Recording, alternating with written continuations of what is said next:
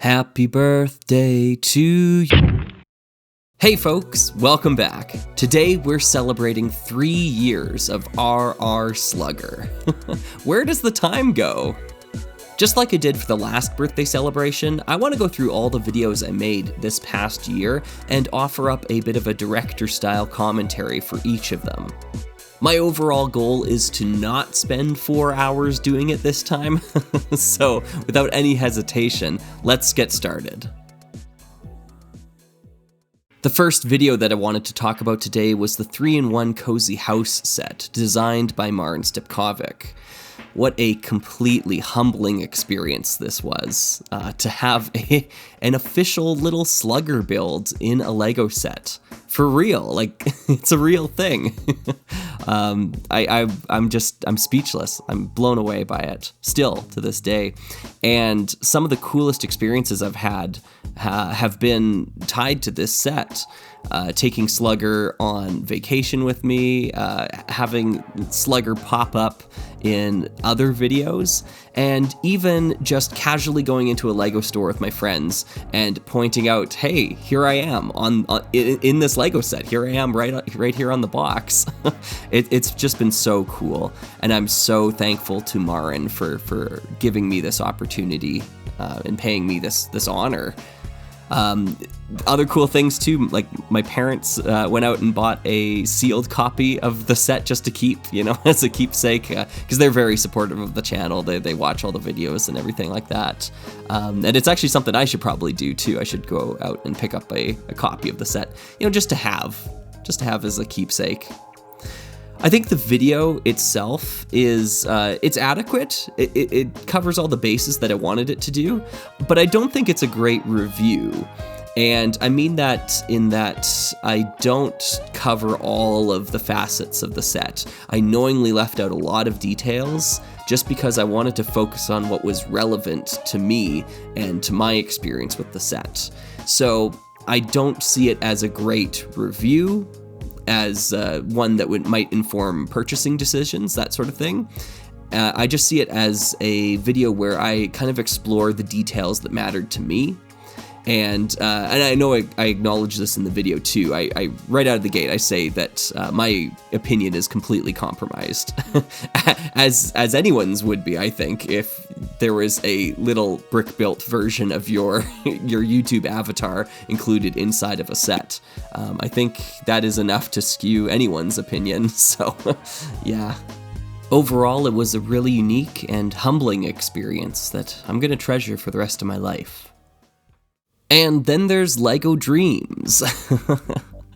So I'm going to talk about the 2 videos I did on Lego DreamZzz. The first one being focused on the television show, and the second one being focused on the sets themselves.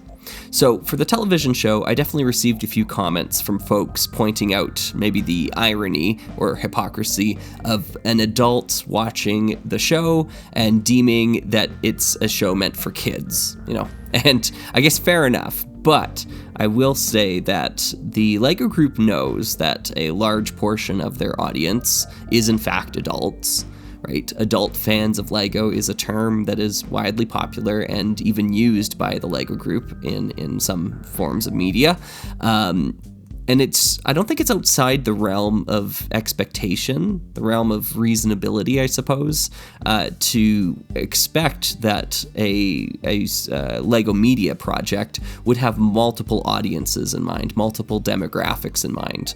Whereas Lego DreamZzz, to me, like the show, really felt like it was tailor-focused for that 8 to 10-year-old sort of demographic. Moreover, I actually think I understated how much of a negative impact watching Lego DreamZzz was having on my life.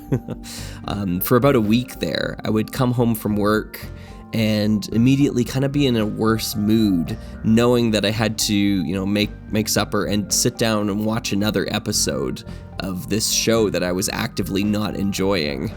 And the poor storytelling, the kind of mindless entertainment that it was trying to provide, it just wasn't clicking with me. and I was really mentally feeling worse for a good span of time there, and I attribute it to watching LEGO Dreams. So yikes. This video did lead to perhaps one of the most embarrassing encounters for RR Slugger, at least from my perspective, where the voice actor for the character of Cooper, one of the characters I very specifically derided in my video, actually commented on my video, expressing disappointment that I didn't like the show and their character specifically.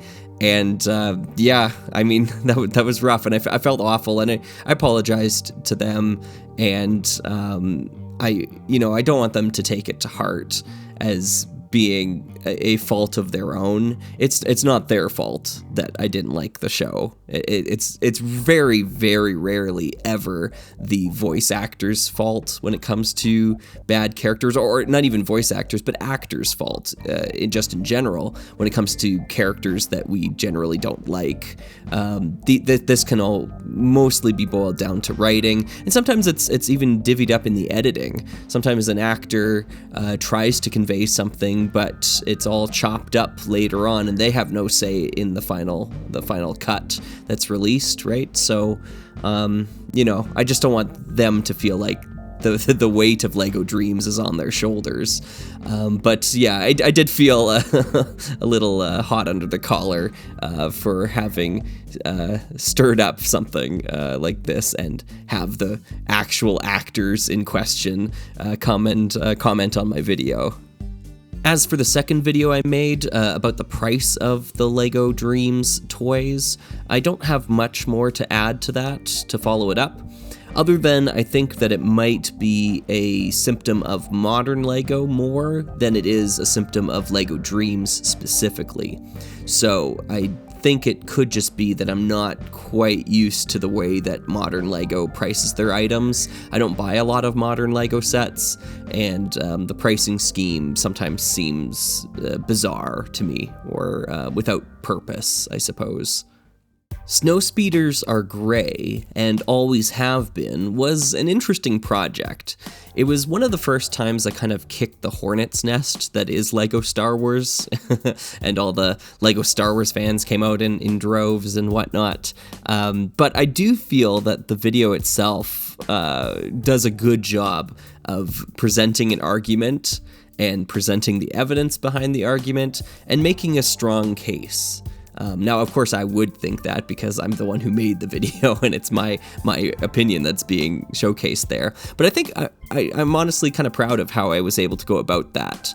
Now, getting help from Mayday Figs, Brian there, helping me out with the video, was a lot of fun. It was cool to collaborate together on that.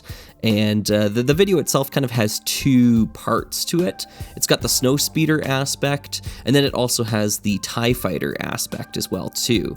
And it was really interesting to hear everyone's opinions in the comments section on those two topics there. A lot of people were sticking to their guns on Snowspeeders being white, and were pointing out other scenes in The Empire Strikes Back, or this or that, or saying that light gray LEGO is too dark for the color of Snowspeeders. And I mean, I still disagree. I definitely see white in LEGO as being pretty much Snow White. Like, it has to be like pure white for it to be represented by that color. And anything that is closer to gray or light gray should be represented with light gray. So when I look at the Snowspeeders against the snow white background, it just could not be any more clear that Snowspeeders are gray and always have been. What kind of caught me off guard, though, was a number of folks telling me that Star Destroyers are white. And that to me that's total news to me. What? When? For how long? When has this always been? And I think it comes from the studio models for the Star Destroyers being quite light. I wouldn't exactly say white is the best color to represent them, but it is a light gray. Like, it is a very light color. And then when the lights are being cast on it, it only makes it even brighter. So I could see folks looking at the filming models under those hot studio lamps and seeing that as being white. And I could see that. Yeah, that would make sense. However, again, I would counter by saying what we see in the film is, I think, very clearly not white. I think light gray is the proper color for Star Destroyers. And ultimately what's on screen, I think, matters the most. Now, that might seem like a hypocritical statement for me to make after using the filming models of the Snowspeeder as supporting evidence, but I think the key distinction there is that it's supporting evidence and it's not superseding what we see on screen, because on screen we see Snowspeeders that are gray. And then as supporting evidence, we look at the filming model, and the filming models are also gray. Surprise, surprise, right? So that to me is not, sabotaging the argument there. Whereas I think with Star Destroyers, what you see on screen is gray, and we see them as gray in almost all Star Wars media. But then if you look at the filming model, perhaps it is closer to white. That doesn't necessarily mean that Star Destroyers are canonically white, right? So it matters what's on screen first, but then you can have supporting evidence on top of that, at least in my opinion. To that end, I think the TIE fighters being blue argument is also a valid claim to make. So when we look at the TIE fighters on screen, oftentimes they are represented with some sort of bluish tinge. Now, whether or not that's from the blue screen bleeding onto the TIE fighters themselves, it ultimately doesn't matter at the end of the day, because what appears on screen is, in terms of the canonical hierarchy, at the top, right? So what you see on screen is the most canon. It doesn't matter what really went into the filming model unless it's supporting evidence, not contradicting evidence. And in the case of the TIE fighters, believe it or not, you got a lot of supporting evidence from other TIE fighter models, which I do show in the video, that are indeed bluish tinged, right? So I think TIE fighters being blue, and perhaps being best represented by sand blue, is a cool theory and a cool avenue to explore. Hopefully the LEGO group decides to one day dip their toes into that, because I would be interested to see a sand blue TIE fighter in all of its glory, in full scale, like minifigure scale is what I mean. Now, obviously, the other element of this video is that I casually regarded The Empire Strikes Back as my least favorite of the original trilogy, and a lot of people took umbrage with that and really demanded an answer in the comment section, which I very consciously did not answer. Now, I didn't mean to do that as necessarily trolling or anything like that, but I do think it is kind of funny to look at that sort of statement and give no explanation behind it. Because at the end of the day, it is just an opinion. You shouldn't really care if I don't like that movie as much as you do. That just doesn't matter, right? So I'm not saying it's a bad movie, and I'm not saying you can't like it. But for me, it's my least favorite of the three, and I, in fact, made an entire video talking about this in the Summer of Slug, which we will get to within this video. Slugger's first LEGO set is a video that I'm both proud of, but I also believe I could have done a better job on it. Now, the reason as to why I feel that way is because I was very distracted while making this video, while it was in production, I mean.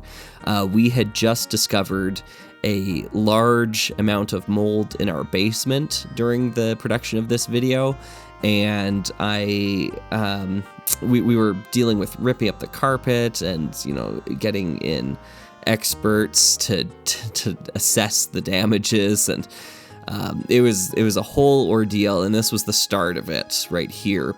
So the attention to detail that I try to strive for in most of my videos just wasn't a possibility during this time. But I still wanted to get the video out because I had already started production of it, so I just kind of powered through. And maybe in hindsight that was a mistake to do it that way. And I guess what I'm mostly referring to here is that I didn't even bother to check to make sure the minifigures that I featured in the video matched the set that they came from. So the cavalry soldiers that I have throughout the video here are all wearing the wrong outfits because I just took it for granted, thinking that childhood Slugger had reassembled these minifigures correctly, and so I just pulled them out of my old bin and set them up and did a lot of photography, a lot of like really good photography too that I'm actually really proud of. Some of these shots are downright gorgeous and represent some of my best when it comes to staging and setting up the shot. But at the same time, they're deeply flawed because they feature the wrong characters for the set. So yeah, a lot of effort went into this one, but it's debatable whether or not that actually resulted in complete and satisfying final product. Still, it was really interesting to hear everyone's first LEGO sets in the comment section. And wow, what a range of time periods. I wasn't prepared for the amount of first LEGO sets that happened like post 2009, like that sort of thing. There was a lot of first LEGO sets that were pretty late into the grand scheme of things, indicating that either folks got into LEGO later in life or they're quite young as they're commenting on the video now. So yeah, that was kind of neat. It was also interesting to hear just how many people said that they don't remember having a first LEGO set because LEGO was always a part of their childhood. It just was kind of always there. Sometimes they had older siblings that had LEGO and they kind of played with that, or it was just something they got so early on that they just don't have those formative memories of it. And that was an interesting perspective to examine as well, too. And then we enter into the Summer of Slug with the Recon Robot. I'm actually not sure why I chose this set to be the one that heralded in this new summer-long event, but I actually bought this set on accident. The way it happened was that I was trying to order a boxed copy of the Robo Raider from RoboForce from a seller here in Canada.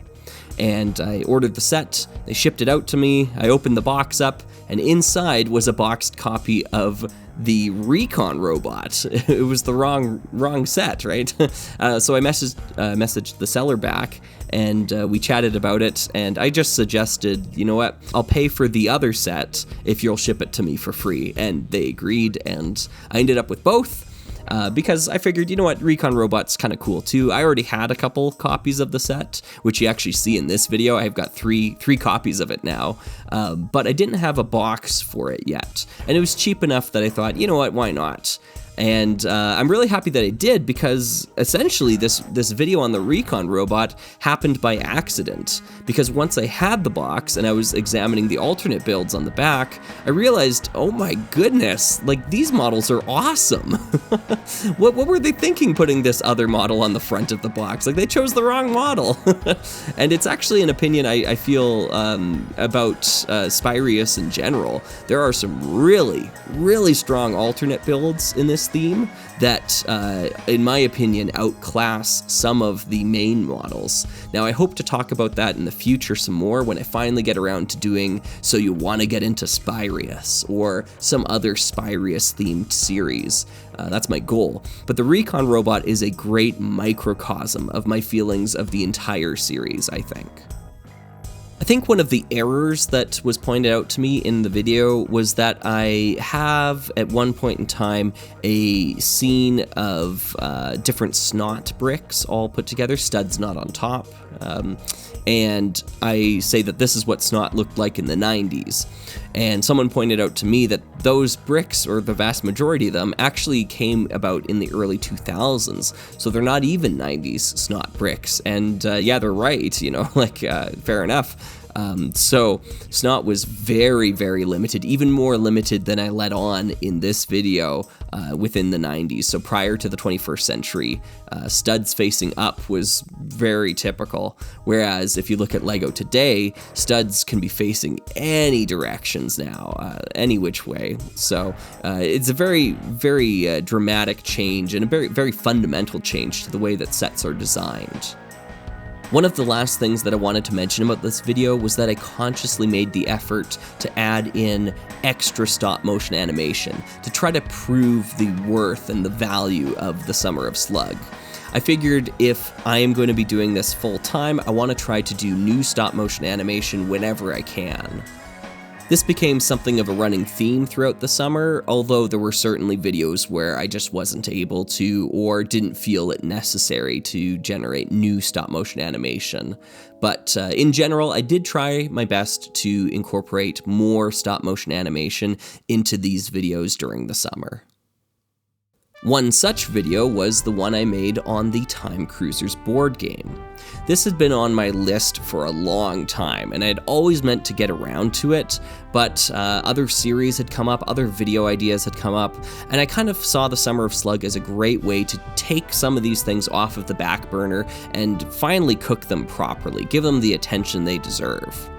The Time Cruisers board game video was a project that required a lot of new footage to be shot, so it was a natural pairing with the Summer of Slug. The ability to just, spend a day taking photos and videos of the board game and being able to incorporate that into the final product, I think made a lot of sense.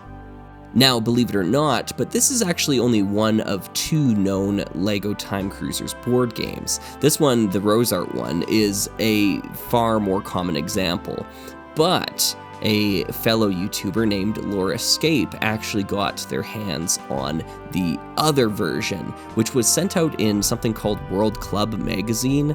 I think its only localization was in German. Just so rare, and it was one that I had known about for a long time, but it just never pops up for sale. And luckily they found it eventually, and it actually shipped to them, and they made an awesome video on it. So I'll link that here. And they actually went through the trouble of scanning all of the items as well too. So if you were so inclined and you wanted to play it yourself, you could print out the items and put it all together. But I'm just overjoyed that someone that was able to find that and put that amount of work into preserving it. And I'm kind of happy it wasn't me in the end too, because I know how much work that is, and my hat's off to Laura Escape for doing that. Moving on to Model Team, we're taking a look at the Blue Fury. And before I go much further here, I just wanted to marvel at some of these thumbnails that came out during the Summer of Slug. This one's one of my favorites, I think, all time, even on my channel. I spent a lot of time just making the gradient behind the car work, and I found that putting the 4 stars up on the thumbnail itself, that are the same 4 stars that are on the front of the car, was just such a nice touch. I think I really outdid myself on this thumbnail, so I'm pretty chuffed about it. It was great. I think the video itself too is actually pretty straightforward and pretty solid. It talks a lot about LEGO Legends, which was kind of a short-lived theme in the early 2000s there, and it also talks about Model Team and how the progression of development in Model Team kind of went down. You've got this Blue Fury car now with all these chrome elements that just weren't a thing back when Model Team was in its inception. I really did consider tracking down a 2004 version of this set just for the video alone, because there are some part differences, and obviously the light gray would be light bluish gray in the more modern model, but it just didn't make a lot of sense in the end to go through all of that just for one little video. I've still got a number of other Model Team sets that I'd really like to talk about in the future, so I will try to make a point of doing another Model Team video in the next Summer of Slug. Well, we'll see. It's a series that I really love to talk about, and I really love building these old sets. And I think partly that's because they don't use a lot of modern, tiny, detail bricks, like your cheese slopes and your little 1x2 curved tiles, those sorts of things. A lot of the construction of Model Team sets is done with plates and with bricks, and mostly studs facing up sort of construction. And a lot of the contours that are then generated are generated by stacking plates at various levels. And it's an aesthetic I really like. It's Lego that looks like Lego, but also looks detailed and looks like the vehicle that they're trying to emulate. So to me, it's the best of both worlds. Whereas a lot of modern Lego sets And even sets that I really do like the modern Lego DeLorean car, which is, you know, maybe the most analogous modern set I have that relates to Model Team. Even a set like that is so smoothed over that you would be hard-pressed to tell it's a Lego set from a distance. Whereas Model Team sets, even at a distance, you'd have to squint and take off your glasses before I think they wouldn't look like Lego. They're pretty blocky, and that's what's so charming about them. It's a great aesthetic. All right, I'm embarrassed to talk about the Geological Center in this video. This recap video, I mean, because I know this is the most recent how to build Lego Rock Raiders video I've done. I know I did a little bit of something with the repair mech, and we'll talk about that one when we get there, but I've really neglected this series, and that's on me entirely. There's really no reason why it should take this long to get through these videos.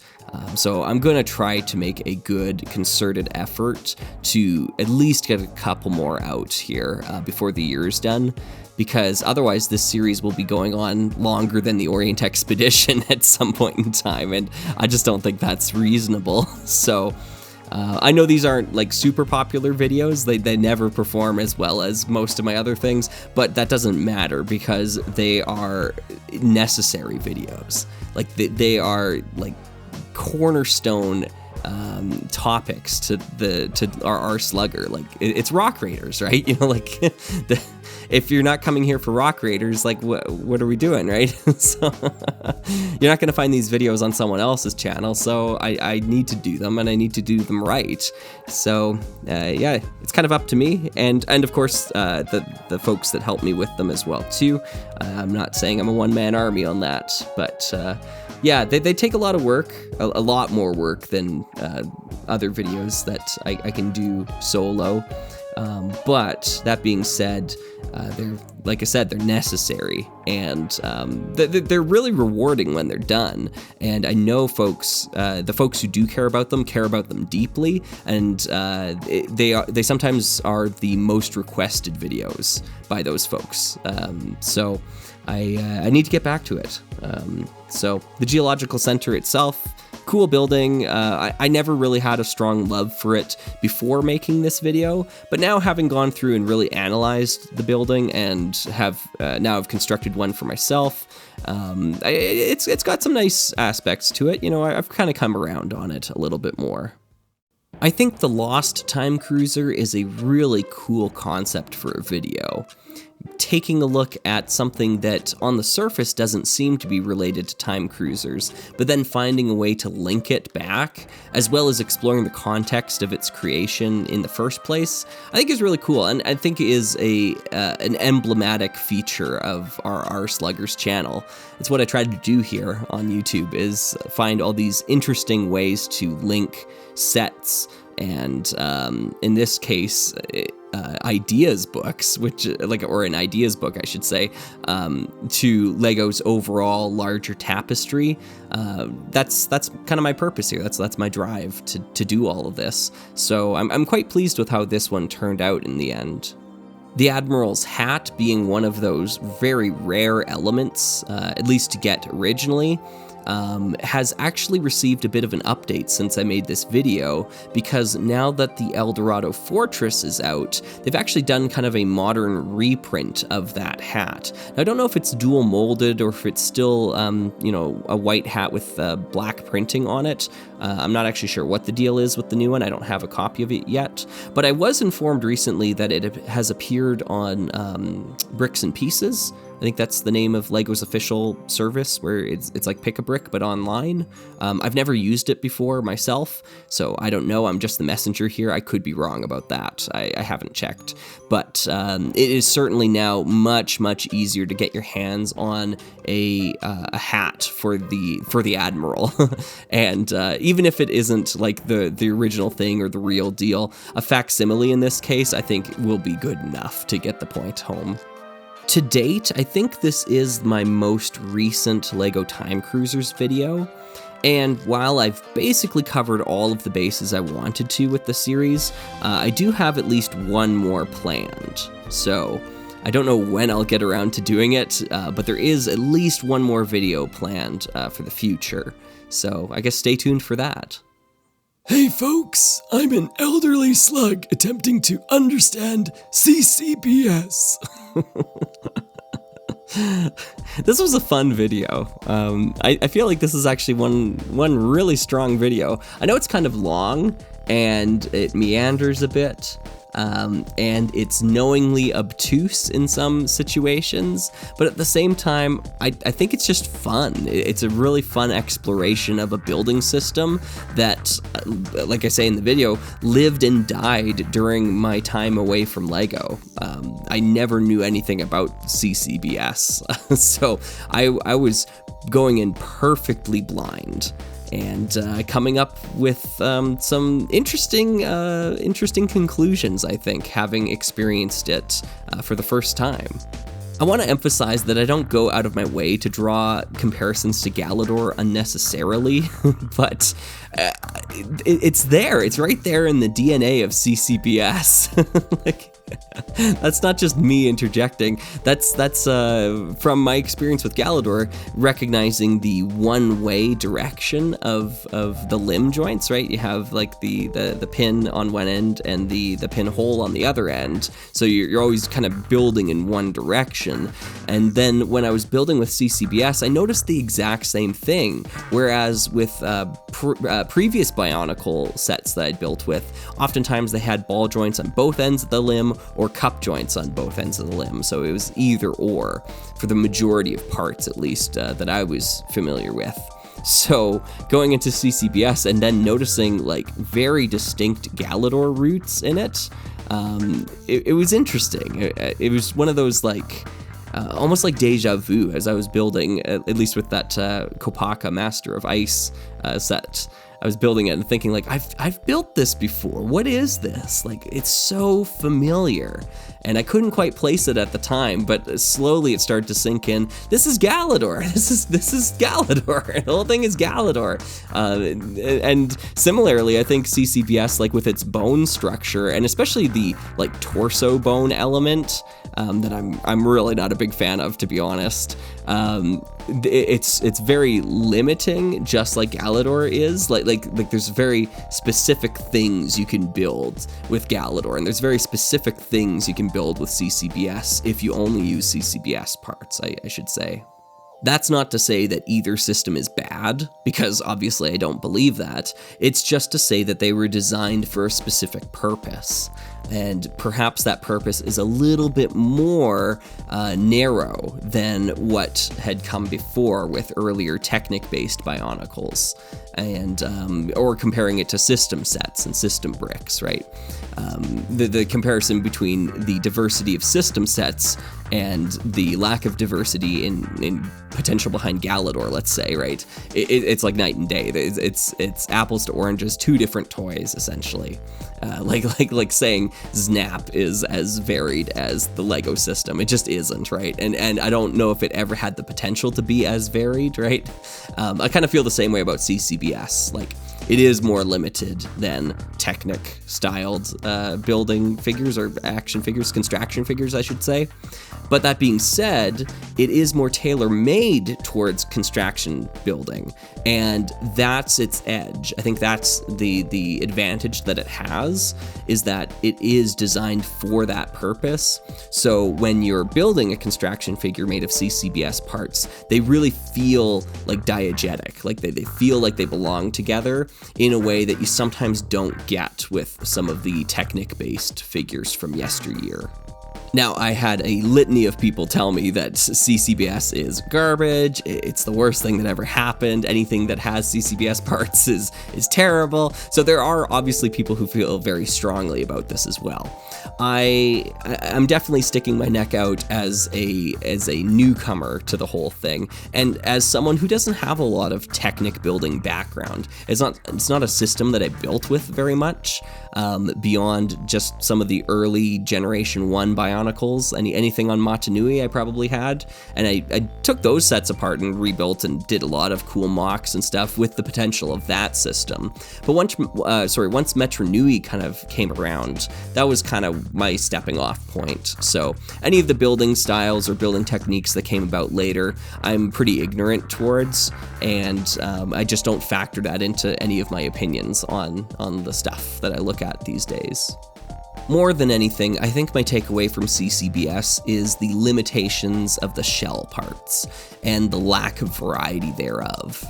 So textured shells, it's just so needed. It was so needed for CCBS to have textured shell pieces. The armor pieces, they just don't cut it. It's not good enough to differentiate the characters, to differentiate the builds.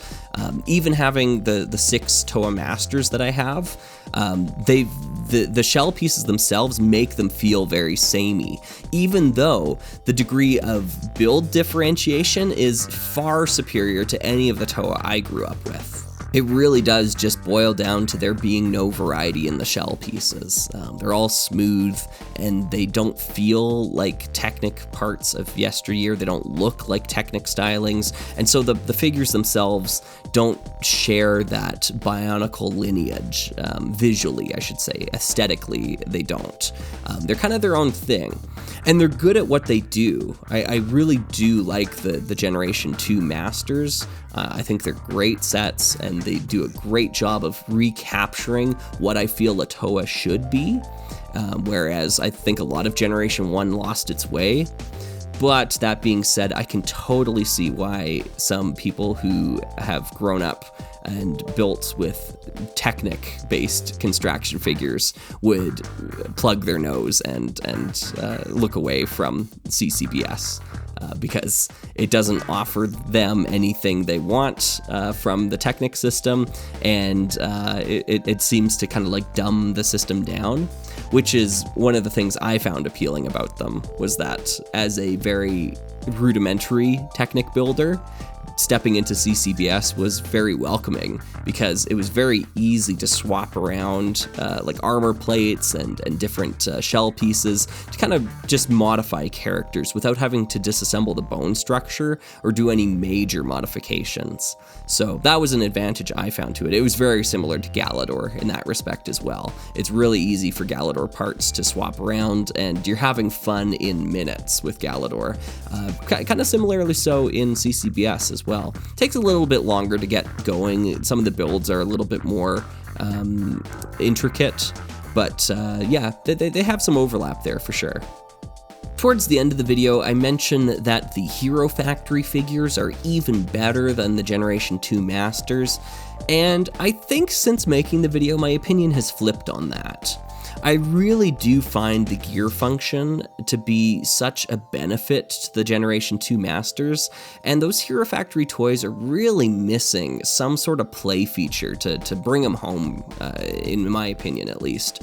They do just kind of feel like an action figure, and I know that's what a lot of people wanted from it, buildable action figures. I get that, and it's just not... they don't have that extra panache, like just the extra step to bring them over the edge there. Yeah, that I think the Generation 2 Masters better capture than the Hero Factory toys do. So that's kind of where I'm at there. If it's just going to be a buildable action figure, I might as well be playing with Galador, right? So that's kind of where I'm at there too. I think Galador makes for better buildable action figures, hands down. And if CCBS isn't able to do something else, like integrate Technic, for example, in a gear function, then like I say, I should just be playing with my Galador figures. So Hero Factory is kind of a weird like middle ground between the two, I think, and it just doesn't quite hit all the highs that I want it to, whereas the Generation 2 stuff from Bionicle did. I've got a weird relationship with Lego Western, because on the surface, I really, really enjoy it. And we had Lego Western sets growing up, a few of them at least. My first Lego set was a Lego Western set. We had Fort Legoredo, and I think we had one other. I just can't remember the name of it now. But it, like, on the surface, I really enjoy it, and I think it's really unique. But on the flip side, it's also really expensive, and I don't fancy myself a collector of it. So we get into these, or I suppose I get into these interesting situations where I pick up a couple of sets from Lego Western, and I don't really know what to do with them, other than, like, you know, build them and have fun with them. But then what do I do? Like, do I make a video about them? I guess I do. And in this case, I decided, you know what, I'll take these two sets and label it the best of the West and put them together in one video that's kind of like a dual review, almost like shootout between the two sets. And I think the end results are kind of interesting. I think it turned out okay. But yeah, it was interesting. Like it's just not a theme that I spend a lot of time covering. And so here we are. It's Lego Western. Sheriff's Lockup is such a good set that I think it easily makes my top 5 favorite Lego sets of all time. And honestly, that sort of idea has been kind of bouncing around in my head for a long time, coming up with a more definitive list of which ones I can say I think are the best Lego sets, or at least my favorite Lego sets. And this one's up there. I think this is like a perfect Lego set. It captures the look of what it's trying to emulate remarkably well, even for the era. I think it just does a great job, and it's a big enough set that there's enough value there. Like it's not a small micro-sized thing that you got to use your imagination to really bolster up, you know, the small collection of pieces. But it's big enough to be substantial, but not too big that it is just super expensive and unwieldy and all those sorts of things. It's right in the middle, like it's that Goldilocks zone of Lego sets that I really, really enjoy. And this one is one of the best, in my opinion. The play features, the minifigure selection, just the aesthetics, everything it really excels at. And that's not to cast any shade at the Bandit's Secret Hideout being the other set. I think in some respects that set does things better. It has even more play features and makes for an even more immersive playscape. But it does have some drawbacks as well too, and I think I point those out quite well in the video, talking about how it just feels like it's missing pieces. There's just parts missing from certain sections of the build, and the interior feels unfinished. It lacks a certain polish that the Sheriff's Lockup has. So I think it is overall maybe a weaker set out of the box, so stock, right? But I think it has the potential to be made even better if you intervene and add more elements to it. So it's a good launching pad, whereas I think the Sheriff's Lockup is just kind of complete out of the box. It's good to go. I really don't know if I'm ever going to talk about Lego Western again on this channel. I just don't know. The sets are so expensive, and I really do care about the theme, but I don't know if I care like that much about it, you know? So sometimes it's the price tag that keeps me away from a lot of these things. A lot of the old Adventurer sets too, I feel very similarly. I would love to have them, and I think they look awesome, but I can't spend more than $200 on a Lego like hot air balloon, you know, like that just doesn't make any sense to do it, or Lego Zeppelin, I should say, to be proper. Thermal airship, now that I know the correct terminology. But yeah, oftentimes it's the price tag that keeps me away from these sorts of things. So for as much as I would love to own a copy of Gold City Junction, I just don't know if that's ever going to be in the cards. And even if it was, would I make a video on it? I don't know, because, you know, Trick Bricks already did. He's got you covered. Go watch Trick Bricks channel and watch all those amazing Western videos that he made way back when that inspired me to do any of this. So, yeah. Let's talk about the Blacktron cruiser set that Noah was kind enough to send my way during the Summer of Slug. This was actually the very first fan-submitted video, essentially, where a set was sent to me, and I reviewed it as a part of the Summer of Slug. And I hope to do this more in the coming summer here. But I think the reason why this one ended up being one of the only ones from the previous summer is that I opened the P.O. box quite late into the summer, and it took a long time for folks to get it into the mail and then get it through customs, and by the time a lot of these things arrived to me, the summer was already halfway over. So I might rethink how I do that coming up here in summer 2024, but more info on that later. Anyways, the set itself here, I think, it's a good one, It's not the creme de la creme or a must-have for any LEGO space fan, at least in my opinion. I think the set is rather flawed in a lot of cases. I think the new connection system in particular with the clips, it's really not good. It doesn't feel good to use, and the clip system itself, it's very gummy sort of feeling. Everything feels kind of mushy. There's no snap to it, and I don't quite understand what it's trying to achieve. Like, what's the problem it's trying to fix? And the reason why I say this is, since making this video, I've actually gone and modified my Blacktron cruiser even more by switching it over from the clip system over to the Technic system, the Technic pin system that the original Blacktron used. And my goodness, it's night and day. It feels so much more secure. The model itself holds together better using these Technic pins. I just think they totally missed the boat on this, using the hip new connection system in this Blacktron Cruiser gift with purchase remake set. I think was totally the wrong call. And modifying it and trying it out for myself only furthers my conviction on that. I think maybe a mistake in the video here is that I spent a good deal of time talking about the orientation of the Blacktron logo on the side of the ship, and truth be told, I didn't really consider what it was like on the original ship, and this version is true to the original. So that's on me for kind of not checking the source material more closely.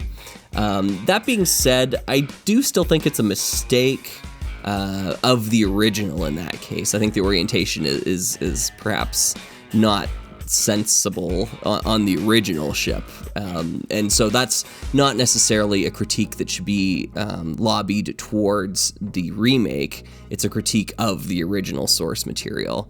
So kind of in the same way that those old classic Lego space sets from 1979, they've got the red and green indicators on the wings, but they've got them mixed up. I think this is kind of one of those sorts of things where the original, I think the orientation on the original is wrong, and the remake faithfully recreates that, even if it's incorrect. Otherwise, I think the other modifications I made to this set were massive improvements to the overall feel and tactile integrity of the kit. Some of the scenes that I was able to capture on film here with the wings just flaking off just with the slightest touch, you can't make that up, and that's it's just poor design, and honestly it's probably emblematic of the reduction of part quality just across Lego in general. The pieces are just getting a little less consistent. They don't have the same clutch power they used to. Every model nowadays needs Technic reinforcement. When it gets to a certain size, you'll notice it when you're building modern Lego sets. They have Technic beams and Technic pins reinforcing everything because the clutch power isn't as great as it used to be. You never used to see that in older models, and older models weren't falling apart all the time, right? There's maybe a middle transition period I kind of look at Exoforce as kind of being one of those series that like had kits that kind of fell apart pretty frequently. There were some things like in Dino Attack, those fiddly bits. So around that 2004 to 2009-ish era, there were more fiddly kits being produced. But as things went on, it became clear that Technic reinforcement was the only way to keep a Lego set together anymore. And I really don't enjoy building with Technic stuff, and I don't enjoy Technic reinforced system sets either, because they're just tedious to disassemble to make something else out of them. So yeah, that kind of harkens the new age of Lego that I'm less attracted towards. I like system sets to kind of remain system sets, and if they have some Technic integration, then I want it to be geared towards a play feature of some kind. I don't want it to be just to hold the set together. That seems redundant. So maybe improving the part quality could go a long ways towards helping keep the set together, rather than trying to find these workarounds that we have to do these days. And here we go on to the Scorpion Palace. This video could not have happened without the Summer of Slug. I am dead sure of that.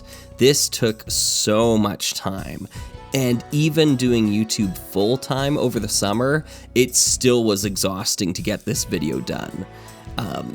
It just would not have been possible had I been working my main job and trying to do this on the side as a hobby. Long videos like this, I find them very grating. It takes a lot out of me to chip away at something this massive for that long. And even though I went through such a terrible time trying to get the video done, I remember my computer crashing over a dozen times just trying to render the darn thing. I think what I had to do in the end was split it into two chunks, rendering the first half and then rendering the second half as a separate video, and then combining them the two together in post-production afterwards. It was just a mess.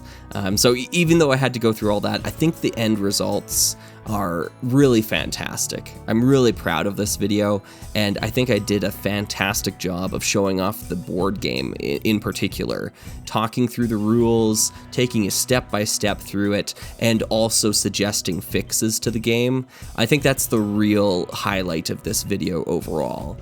A video with a scope like this, though, just has so much ground to cover that it can be really difficult to even compartmentalize it down into digestible chunks. Like, what do you tackle when you're trying to produce a video like this? How many dozens and dozens of new photographs do you have to take? How much new stop motion animation is there? And like, can you even fit all this into one video? And these were all valid questions that I was asking myself as I was working on this. I did seriously consider splitting the video into two separate chunks, one just strictly talking about the set, the other just strictly talking about the board game. But I felt that the two kind of needed each other, and I wanted to keep them together if I could reasonably do so. And in the end, I'm glad I did, because I do think they feed off of each other. It really helps the flow and the pacing to go from talking about the set and the alternate builds to moving into the board game application and seeing how that set you just previously talked about behaves in a board game setting. So I think that was a really successful marriage of the two concepts in this video. I also have really fond memories of writing the new track that went along with this video called Marco Polo. I remembered standing up in my living room and playing all the parts up there, playing the 5-string bass and writing a bass solo in the middle of the song as well, doing singing out there in the living room and all these other fun things, and piecing it all together there, doing the mix upstairs in a new off of my record player stereo, plugging that in directly into the computer. It was kind of bonkers, honestly, to do all of that. And the reason why I had to do all that was because I didn't have access to my basement and my typical recording equipment all being downstairs, because we had basement renovations all throughout the summer. So everything I had to do, I had to just kind of make it up as I was going along. And I'm really happy with this track. I think it's one of the strongest I've ever composed for the channel. I think, Marco Polo stands as just a great piece of music, and it really captures exactly what I was setting out to do with it. That doesn't always happen with a lot of these songs. Oftentimes, I start with a very vague concept or even just a name, and then try to build something from there, and it kind of surprises me where it ends up. Whereas Marco Polo, I had a very distinct vision on what I wanted the song to do, what I wanted it to try to capture, the emotions, the sounds, the textures, and I think I was able to achieve it on all fronts. So it's one that I'm really, really proud of. Honestly, I think the most regrettable thing about talking about the Scorpion Palace here in this video is that I also won't be talking about the Temple of Mount Everest, and I'm really sad I wasn't able to achieve that. I really, really wanted to get that video done before I did this third year recap, but I really underestimated how much work it would take to do one of those videos. And I should have known, I should have remembered from this Scorpion Palace video just how much effort and time it would take to make another one basically like this, although even not quite as detailed. Like the Temple of Mount Everest video isn't going to have a play-by-play instruction of how to play the board game, that sort of thing. So the video itself will be shorter, but it is still just such a meaty topic. There's so many things to talk about with the alternate builds and the figures and the names of some of the characters in the Temple of Mount Everest.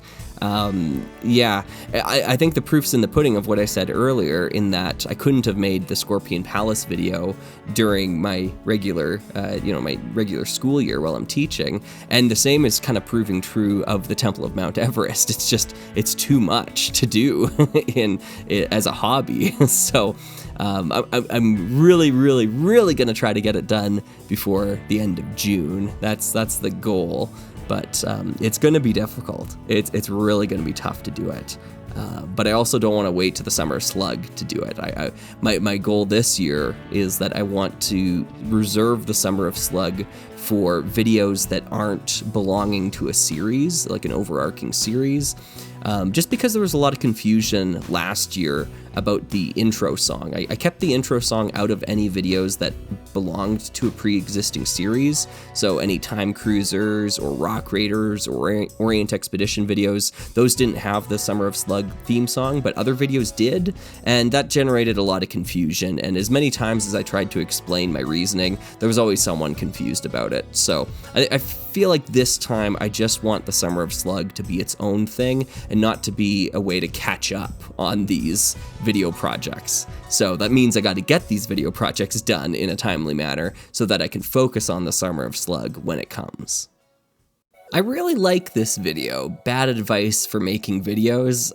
I think it's awesome, and I really enjoyed taking a look at the things I do and sharing them with the fans of the channel, right? So you can see how the sausage is made a little bit. I kind of intended this to become a bit of a series, like a little bit of a sub-series. This idea of bad advice for blank sort of thing. Bad advice for making music, bad advice for cleaning Lego, all those sorts of video ideas. I might get around to those eventually, but there was a good deal of confusion created by the name of the video, Bad Advice for something, and I didn't really understand why, because I explained the name of the video in the video. Like, it's right at the start of the video where I talk about why I'm saying it's bad advice.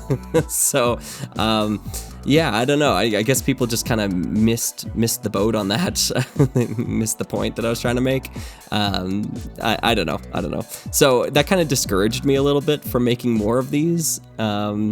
So we'll see if it ends up happening again in the future. Like if I really want to sit down and do something like this would be a perfect candidate for the next Summer of Slug, this type of video, honestly.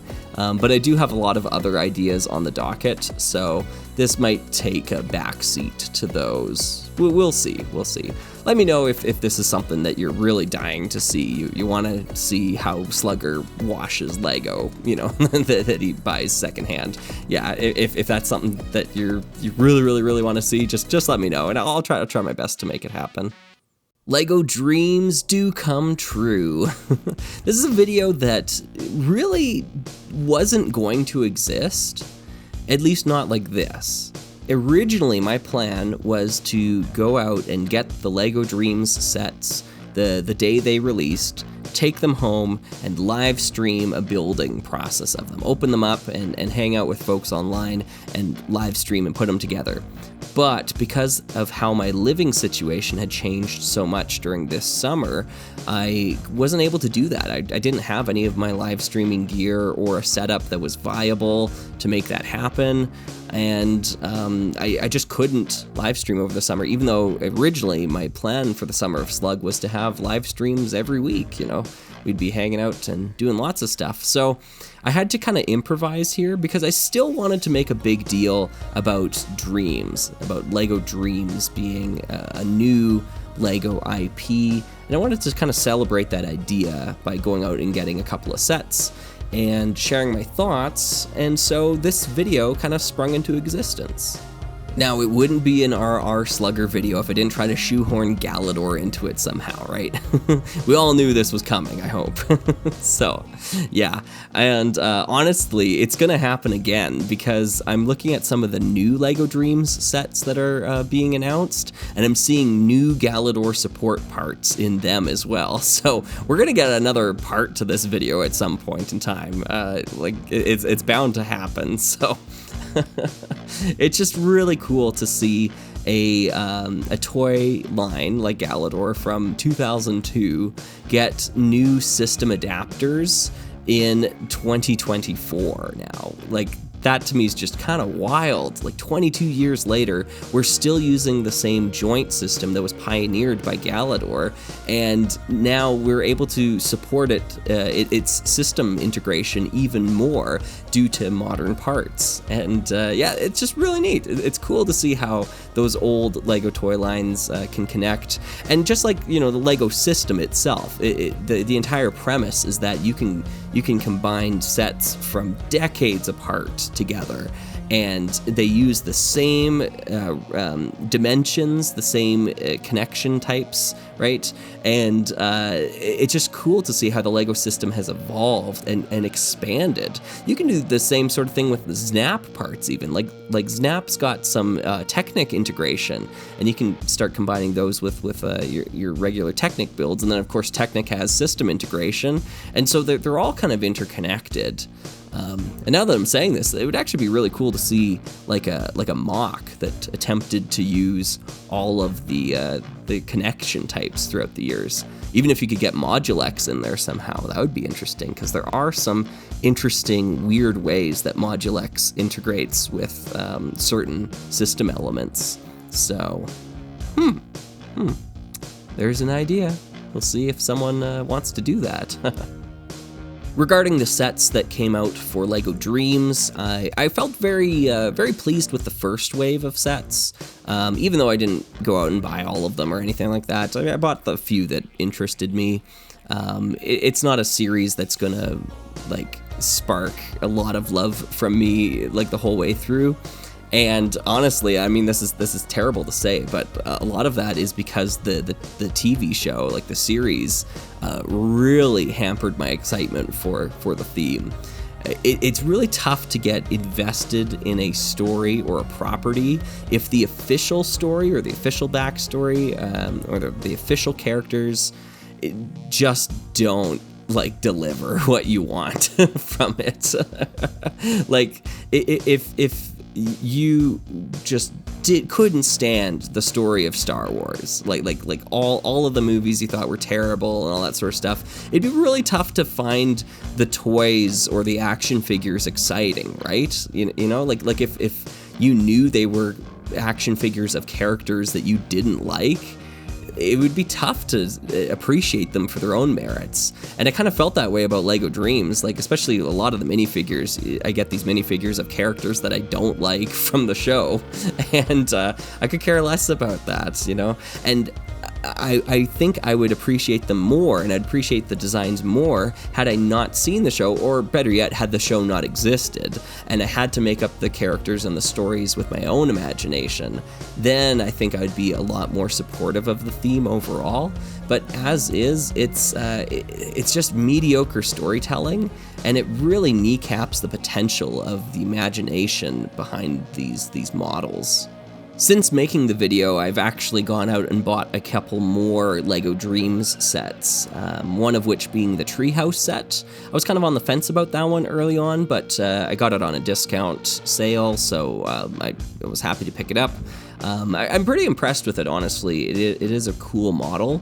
It does have a lot of that Technic reinforcement, though, that I was talking about earlier. And I realized as I was building it, I was thinking, okay, the clutch power of modern LEGO isn't going to hold this thing together. It needs Technic reinforcement. So, yeah, it's kind of all over the map in that regard. It is interesting how it doesn't really embrace the alternate build thing, because the alternate builds are very much the same, right? There's very little difference between them. It's just how the individual treehouse pods are constructed, and that's about it. So, yeah. I honestly don't really fault the set for that, though, because I really don't ever want to have to take it apart like fully, because there's like 1,300, 1,400 pieces in the darn thing, and it's all reinforced from every frickin' angle. Like, you could drop it down a flight of stairs and like the trunk is not going to come apart. So it's yeah, it might as well be glued together. So I'm happy to not have to disassemble it to try out a secondary build, and the alternate build for it doesn't look that appealing to me anyways, so I don't even think I'll bother with that. The other set I have picked up is the Sandman's Tower. I haven't built that one yet. It's still sitting sealed on my shelf here. I plan to construct it at some point in time. Maybe it'll be a live stream thing. It's only 700 or so pieces, so we'll see how that one is. I really like the exterior look of it. Like, I think the main model looks really great. And again, it's the only strike I have against it is that I know what it's trying to represent from the show, and I remember the show not being like great or exciting about about this part of the story. So it's just one of those things where I'm trying to distance myself from the show. But it's tough. It's tough when you know and you remember it. You know, if I could take a pill that would make me erase those memories, I probably would. You know, sign me up. But yeah, it is what it is. So I'm just trying to enjoy it for what it is, and yeah. I'm happy that LEGO DreamZzz seems to be flourishing pretty well. I know there's a lot of naysayers out there online that are all saying, "Oh, it's discounted already. It's gonna fail." And who knows? Maybe it will. But it's already received several waves at this point, which is great. I'm glad they didn't can it right out of the gate. And I think there are a lot of really cool looking Dream sets just on the horizon. Although take that with a grain of salt, though, because I also think there's a lot of derivative looking LEGO Dream sets right on the horizon too. So I don't know if they quite have it nailed down in terms of what to do with the theme just yet. A lot of it just kind of feels like reheated Ninjago leftovers. Like, oh, okay, it's a brick-built creature, another brick-built dragon thing, or, oh, it's a giant mech thing, you know? Like, oh, it's just a Monkey Kid set. Yeah, so some of the LEGO Dream stuff looks, like, unique and thematic, and some of it, to me, is just, it's just like modern LEGO. You could call that set a Ninjago set, and no one would bat an eye, that sort of thing. So it's having a bit of an identity crisis, I think. So maybe it's just trying to appeal to too many different people set-wise, which is an opposite problem that the show had. So who knows? Who knows in the end? If I had to choose what I felt one of my strongest videos from 2023 was, Schrodinger's Micromotor would be right up there. I kind of feel like this video has it all. It has an intriguing premise, expensive sort of solution to that. It has a great guest star in Brian from Battery Powered Bricks. It is a set review of a cool UFO set. Yeah, and I feel like it builds upon it in a great storytelling way. If I had to choose an underrated Slugger video, I think this is pretty high up there, honestly. This is one that I feel like kind of transcends that weird niche stuff that I often talk about on this channel. I think this one has a lot of broad appeal, because even though it is very niche in what it's going for, it plays to a general audience fairly well. A lot better than some of my other ones that I think did kind of blow up, like another Rock Raiders color has retired, for example. That's just one that, like, I just don't see how there's broad appeal behind that video. But this one I think does that concept better justice.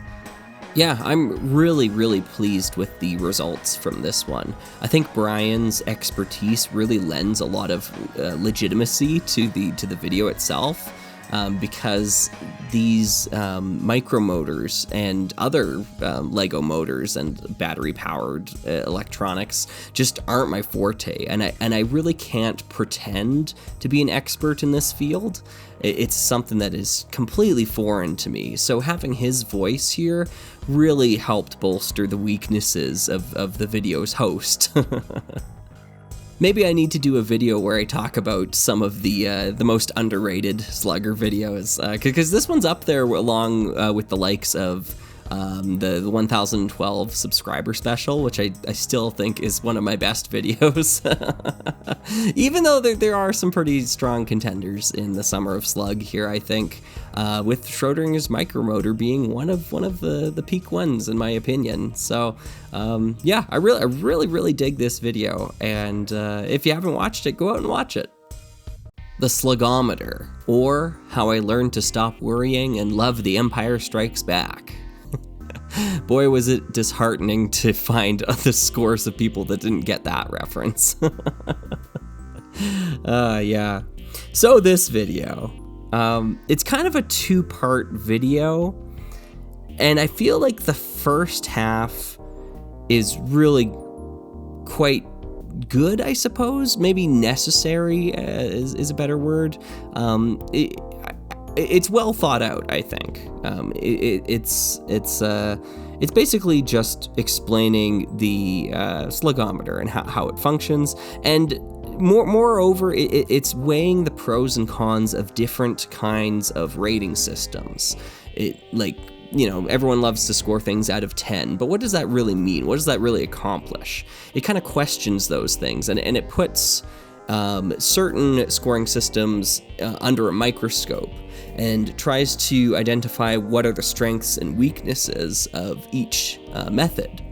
So I feel like that aspect of the video is good and compelling. It's not really related to Lego, and I definitely got a number of, or at least a few comments of folks that weren't happy with it, just kind of saying like, what are we doing here? Like, why am I watching this? You're supposed to talk about Lego, Slug Man, and talk about the Lego bricks, that sort of stuff.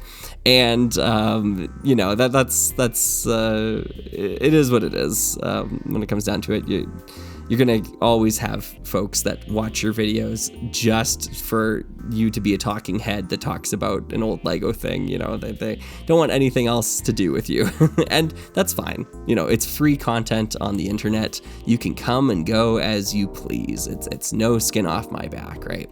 But this is a video I wanted to make. At least the first half of it, I felt, was something I wanted to make.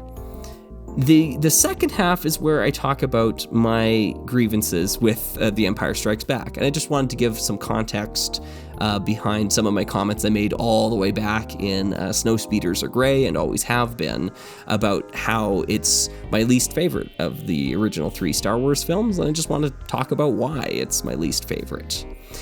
In doing so, however, I kind of felt like I stooped to the level of the folks that were kind of berating me over that opinion by going down and actually duking it out in the trenches with them and being kind of coerced or convinced rather into making this video a thing to begin with. And in hindsight, I don't think I needed to do that. I don't think it benefited me. I don't think it benefited, the Slugger image, let's say, right? It's only going to make people more upset with you. But I was really, really trying to hammer home the point that it doesn't matter if I like the same movie as you do, right? That shouldn't matter to you, in my opinion. I don't think you should have to worry about someone else's movie preferences as a determining factor of whether or not you can trust their opinion on things or whether or not you can watch their videos that they make, right? Like, it's just such a non-starter of an issue that it doesn't make much sense to me. So, yeah, I felt like I did owe an explanation, I suppose. So I went into it. And in the end, like, I'm not convincing anyone, just like you can't convince me to like the movie, right? Like, it doesn't work like that. You can't talk someone into liking a movie that they don't like. Just you can't say to them like, oh, this critique you have of the film, it's actually not a big deal, so you should like it, right? That's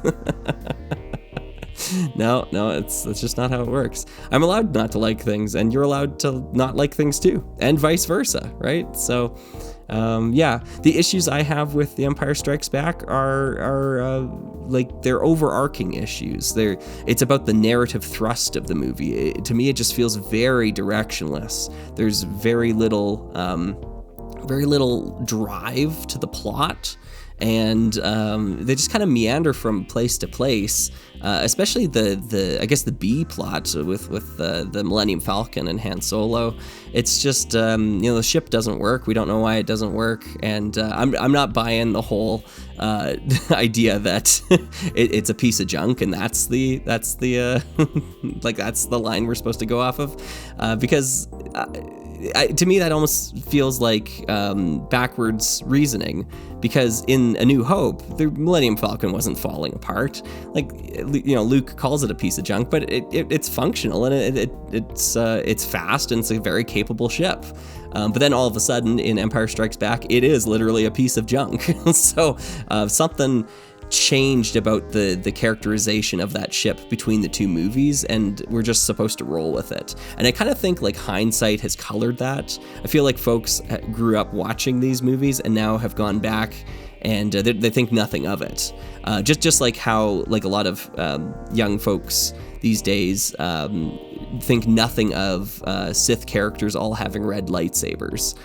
Or even having lightsabers in general, because that wasn't a thing in the original series. The only reason Darth Vader had one was because he was a fallen Jedi. It was a Jedi weapon. The Emperor says so, right? But now we've kind of got this, like, there's an establishment of that sort of premise. And if you grew up with that understanding, going back and looking at these movies in hindsight, you don't even bat an eye at it. Whereas if you were coming hot off the heels of Return of the Jedi and then seeing The Phantom Menace for the first time, and then Darth Maul whips out this big red lightsaber, and he's a Sith apparently, and now Sith have lightsabers, and that's a new thing, right? So you'd be kind of raise an eyebrow at that and be like, huh, I don't think that's how this was established originally, right? And I kind of feel it's the same thing with the Millennium Falcon. It wasn't falling apart in the first movie, but now apparently it is, and we're not supposed to question that. But I've got questions, So that's a big one for me. Also the whole, Yoda, finding Yoda from Obi-Wan, just like showing up and telling Luke the next plot marker, or quest marker, I should say. yeah, that's kind of bogus. So how do we write ourselves out of this corner? One of those sorts of things. I like a lot of the set pieces in the movie. I like a lot of the locations, and some of the character stuff is good. But to me, it's just very disjointed. There's not a lot gluing everything together. So it just kind of feels like a collection of scenes and not really a movie, the same way the other two feel more like a movie to me. So yeah, that's just me. I don't know. I'm not a huge fan of the movie, and that doesn't matter. That's the point. It doesn't matter. Oh yeah, and then I kicked the Mars mission hornet's nest. I forgot I did that. And here I was, like innocent old Slugger, thinking, okay, you know what? I get it. I'm defaming a beloved science fiction movie or science fantasy or whatever, a beloved Star Wars film. Maybe I can rally everyone behind the idea that we'll pick on the obvious bad Lego space theme, Mars mission. Like, it's obviously the bad one. It's the worst one, right? And oh boy, did Gen Z come out hot on that.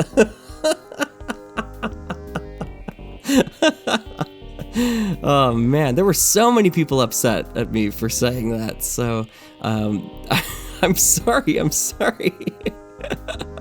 sorry that the Lego space theme you grew up with is no good. You know what? It's funny because since then, Nick on Planet Ripple did a really good video, Lego Rewind episode, kind of like a redo almost of Mars Mission, and gave it like a really fair shake. And he had a lot of positive things to say about it after going through and revisiting it. And power to him. I really appreciate and respect going back and reevaluating opinions like that. So kind of in a similar vein, I went ahead and bought some Mars mission sets. Actually, I bought a few from Nick himself. So and pieced them together, and they're so bad. No, it's. I tried, folks. I tried, but yeah.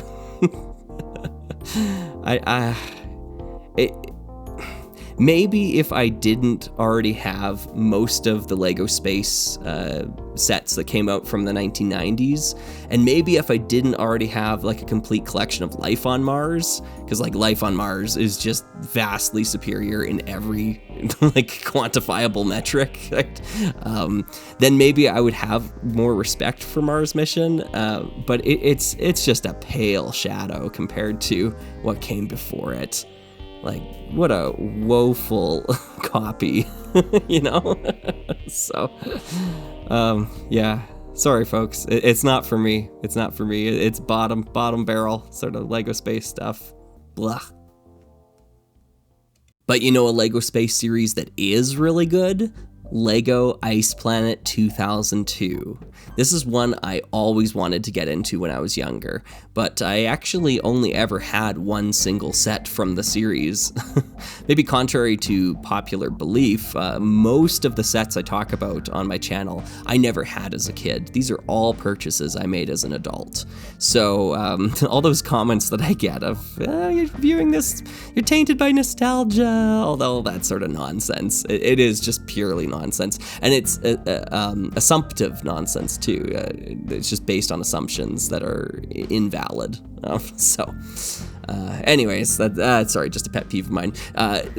Ice Planet is super cool. There are so many really great sets in this theme, and I'm really glad that the So You Want to Get Into type of video, this format of video, I guess, I made, really lent itself well to Ice Planet, because individually I don't really have all that much to say about the sets. They're cool. They're really quite good, like across the board. I think most of the Ice Planet sets really hold up well, even all these years later. But they're just kind of unremarkable. Not saying that they're bad, it's just I don't have a lot to say about them. They're nothing to remark, So this format really helped cover the entire series really well. So I'm happy with the way this video turned out, even if it took a long time to make. And I mean that in that I actually had all of the sets built for this video, and I built and taken apart and built and taken apart 3 times before I was able to make the video proper. So the first time was the very first time I bought them. They were all used, so I disassembled them and washed them, and then I reconstructed them to get them ready for the video, and then had them all out.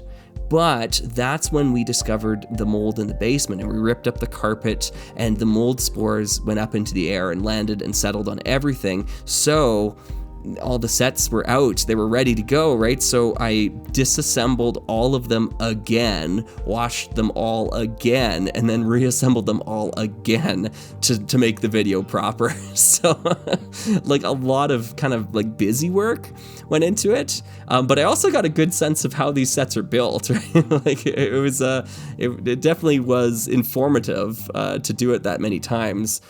So whenever I comment on the build of these sets throughout the video, you know it's from an expert opinion on doing it so many times in a row.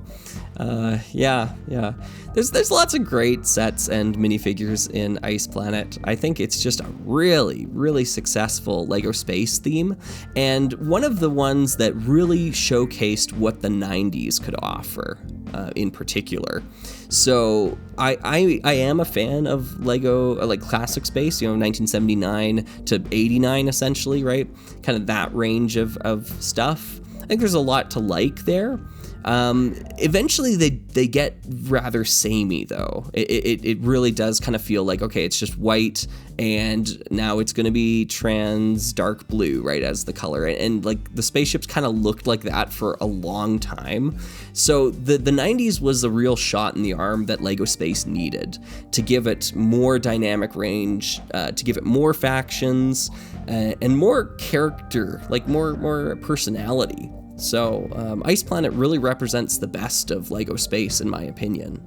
I definitely caught a bit of flack for giving the Space Station Odyssey only a single slug, but I don't really regret that. I don't think that set is honestly all that great. And that's actually kind of a reoccurring trend throughout LEGO Space. A lot of the base sets really rely a little too heavily on the raised base plate and don't do enough outside of that to really kind of warrant the price that you're paying for them. So yeah, I think it's going to be something that we see in the future as well too. I know I gave the Rock Raiders HQ only a single slug, kind of for the same reason. It's just not one I would prioritize collecting, even if I don't really hate the set. And same with the Space Station Odyssey. I think it's fine, like it's all right. But there's so much better stuff in the series. If anything, in hindsight, I could maybe see bumping up the satellite plow to 3 slugs. I know I was on the fence, kind of teetering between 2 and 3, but someone in the comment section pointed out that the satellite plow would be a good candidate for parting out. Rather than trying to buy it whole on Bricklink, just buy the parts for it, and it would make it a lot cheaper, which was really my only knock against it, was that it's more expensive than I felt it was worth due to its rarity. So yeah, that could have been there too. I really did struggle with the set to get ranking as well too. I was going to give it to the IceSat 5, and I know in a script, or at least an early draft of it, I think I did. I ended up changing my mind though, after bouncing between, maybe the Celestial Sled, maybe it's the Satellite Plow. I really just, in the end, decided, you know what, the best set, it hands down is the Deep Freeze Defender, and even though it's expensive, to me it felt like, you're getting your money's worth out of that kit, because it is just, it's so great. It's a triumph not of just Ice Planet, but it's a triumph of LEGO Space as an entire series spanning decades. It's one of the best, yeah, for sure. Like in terms of those large spacecraft that you often get with some of those series, right up there with the Explorian Starship. Like it is awesome. So I think it's well earned to just regard it as the set to get from the series. And in the end, I mean, that's a largely irrelevant moniker. It's just my opinion saying like, hey, you should go out and get this set. And honestly, the Slug-O-Meter is the same way. It's just a representation of my opinion on these sets. And if the Slug-O-Meter video didn't teach us anything, well, you know, I won't say anymore. I really do need to try to make more of these videos. So you want to get into Spyrius, so you want to get into UFO, those sort of topics, because they're great videos. I think they encapsulate a whole LEGO theme all in one sitting, and they do a good job of giving recommendations as well too, of which sets to pursue and which ones to avoid. They perform well too on the channel, so they're kind of slow burners. They don't have the usual big uptick for the first 48 hours and then no one watches it ever again that you kind of get with a lot of YouTube videos. These ones feel a little bit more timeless, and they garner a lot of viewership over time. They just take a lot of work. That's the only trade-off. Oftentimes it's between 5 to 7 pages of script, and then you have to photograph a lot of new models, right? And you have to build them all, and you have to make sure they're dust free. Yeah, it's just a lot of effort goes into making them. But at the end of the day, maybe the results are worth it. So I've got scripts for a few more in the works, and I'll try to get those out when I'm able. I've kind of knowingly skipped over talking about several videos I made during the Summer of Slug, just because they were smaller or time sensitive and they don't really matter at this stage of the game anymore. So this is actually going to be the last one I mention in this video. So this is the Dreamcastle video. And wow, what a trip this was. In terms of like fan submissions, this blew my mind. And I really really got a kick out of trying to decipher this puzzle. I remember filming about 45 minutes of footage trying to get through the whole decoder ring sort of thing, and yeah, it was challenging and a lot of fun to kind of part together. I know I spoke to Dreamcastle after I had released the video, and they mentioned they were really surprised how quickly I picked up on the planetary decoder Explorians set. But, you know, like, as a LEGO fan, like, once you see a series of 4 numbers, you're plugging that into Bricklink. That's the first place you go, right? So, yeah, I just thought that was a really cool, I don't even know what you call it, like almost altered reality sort of experience. Yeah, Dreamcastle stuff is really compelling stuff. So as an artist, I really respect them. I know a lot of folks in the comment section shared a similar amount of fascination that I had for this. I think Dreamcastle wowed a lot of people with this, so I was really happy to showcase the work that they'd put into it in this video. So yeah, just a really well done art piece overall. Really, the only contentious point, I think, of the entire video was the fact that some of the Dreamcastle stuff utilized AI artwork. And AI artwork is, and AI art in general, I should say, is definitely something I'm still, forming opinions on. It's still new. It's gonna be tough to judge what the impact of this will be, and what sort of historical legacy it's going to have, what sort of cultural permeation it's going to have.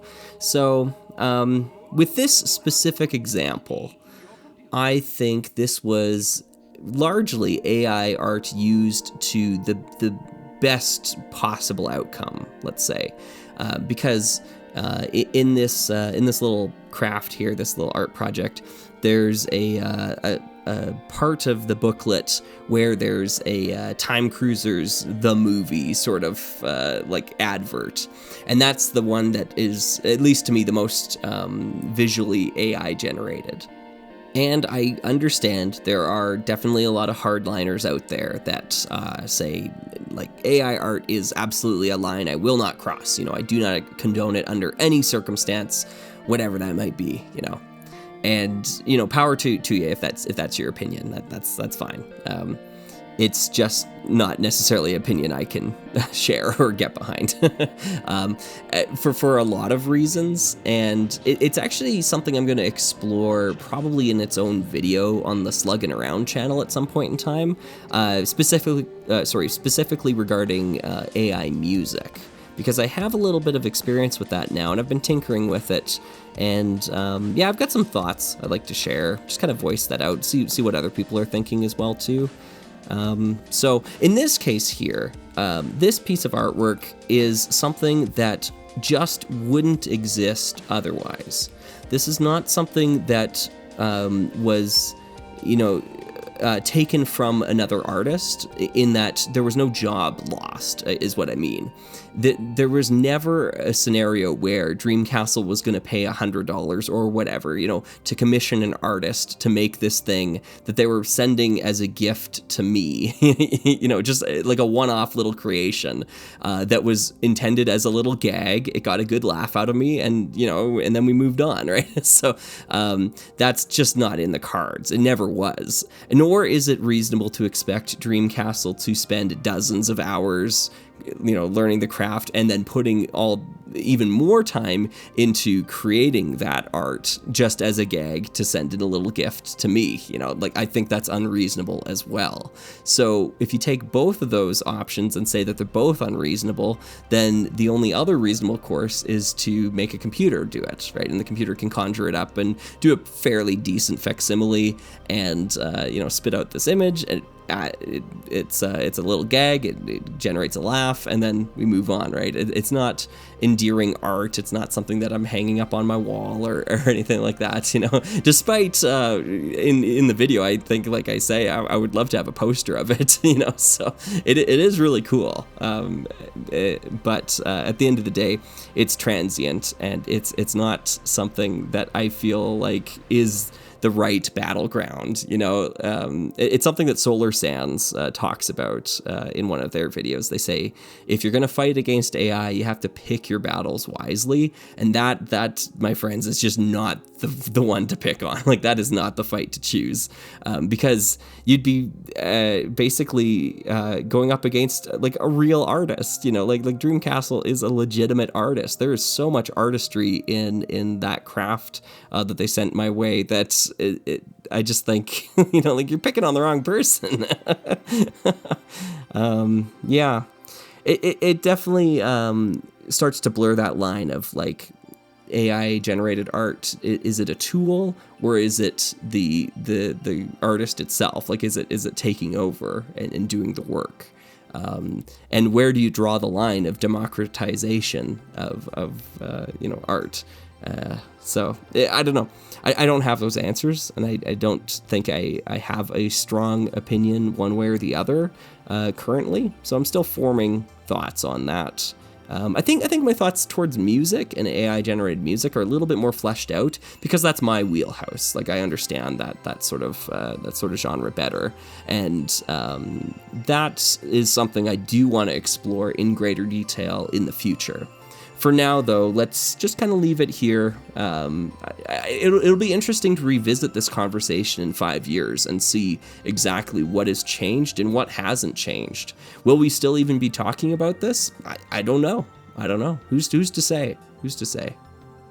I do also want to quickly mention here that I received a couple of really great parcels towards the very end of the summer, and unfortunately, they kind of arrived at a time where the summer of Slug was basically over. I didn't have any time to make good dedicated videos about any of them, and that's a real shame that I want to try to avoid this year. So I'm going to think about how to structure it a little bit differently to try to avoid that going forward.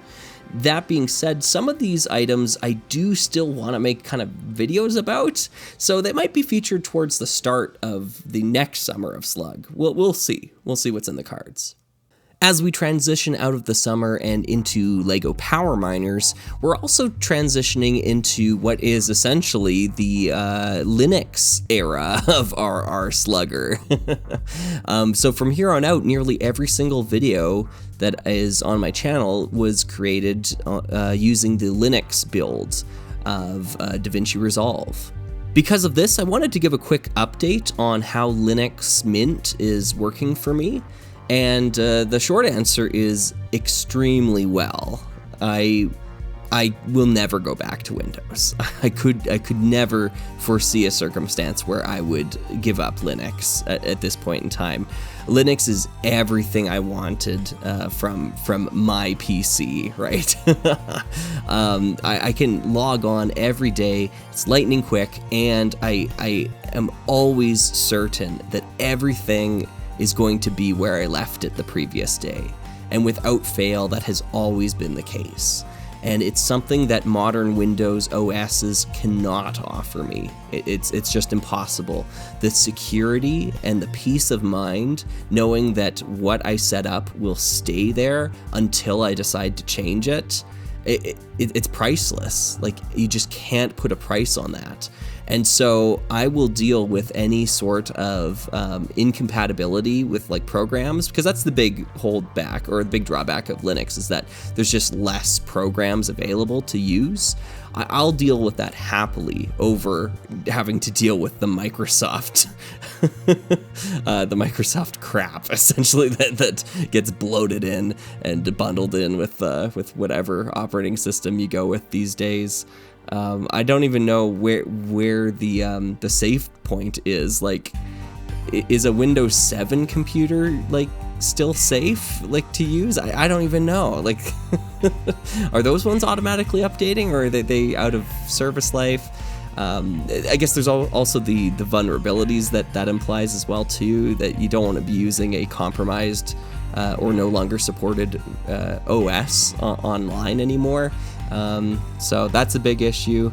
Apparently not an issue with Linux though, at least from all the forums that I've been reading. I was looking into antivirus software and stuff like that, and a lot of folks just kind of saying like, I've been using Linux for 20 years and never used one, because there aren't enough viruses written for Linux, and it's just the way the architecture works too. It doesn't use executables, so in order to install things you have to use the command line and all this other stuff that is just unintuitive, I guess, for viruses. I don't pretend I understand it at all, but anyways, regardless, Linux has just been a dream to use, and I never see myself going back to Windows.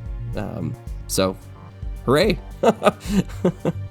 So, Power Miners, is there anything I want to add to this? I think the short answer is no. I don't know. I don't really ever see myself talking about Power Miners all that much in the future.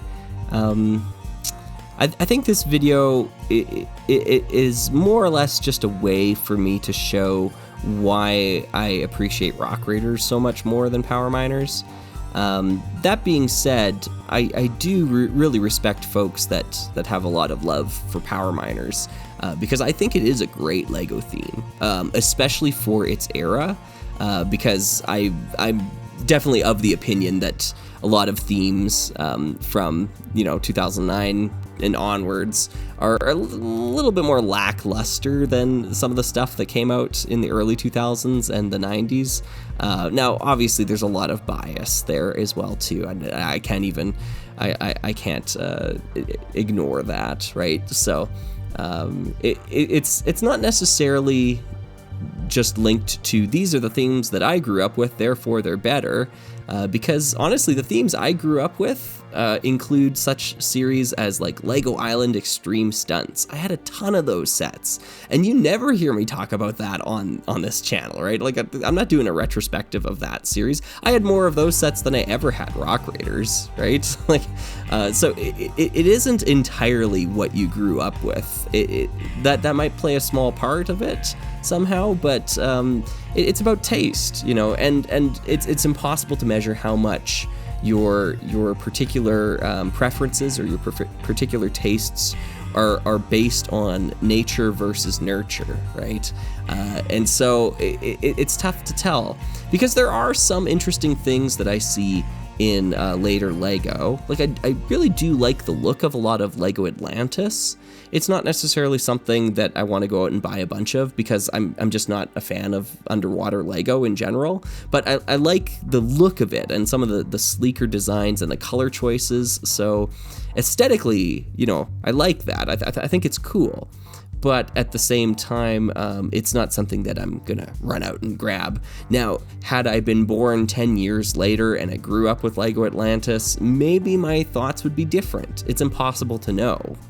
More than anything, what I try to do with this video is I try to explain now as an adult why Rock Raiders clicked for me and Power Miners didn't.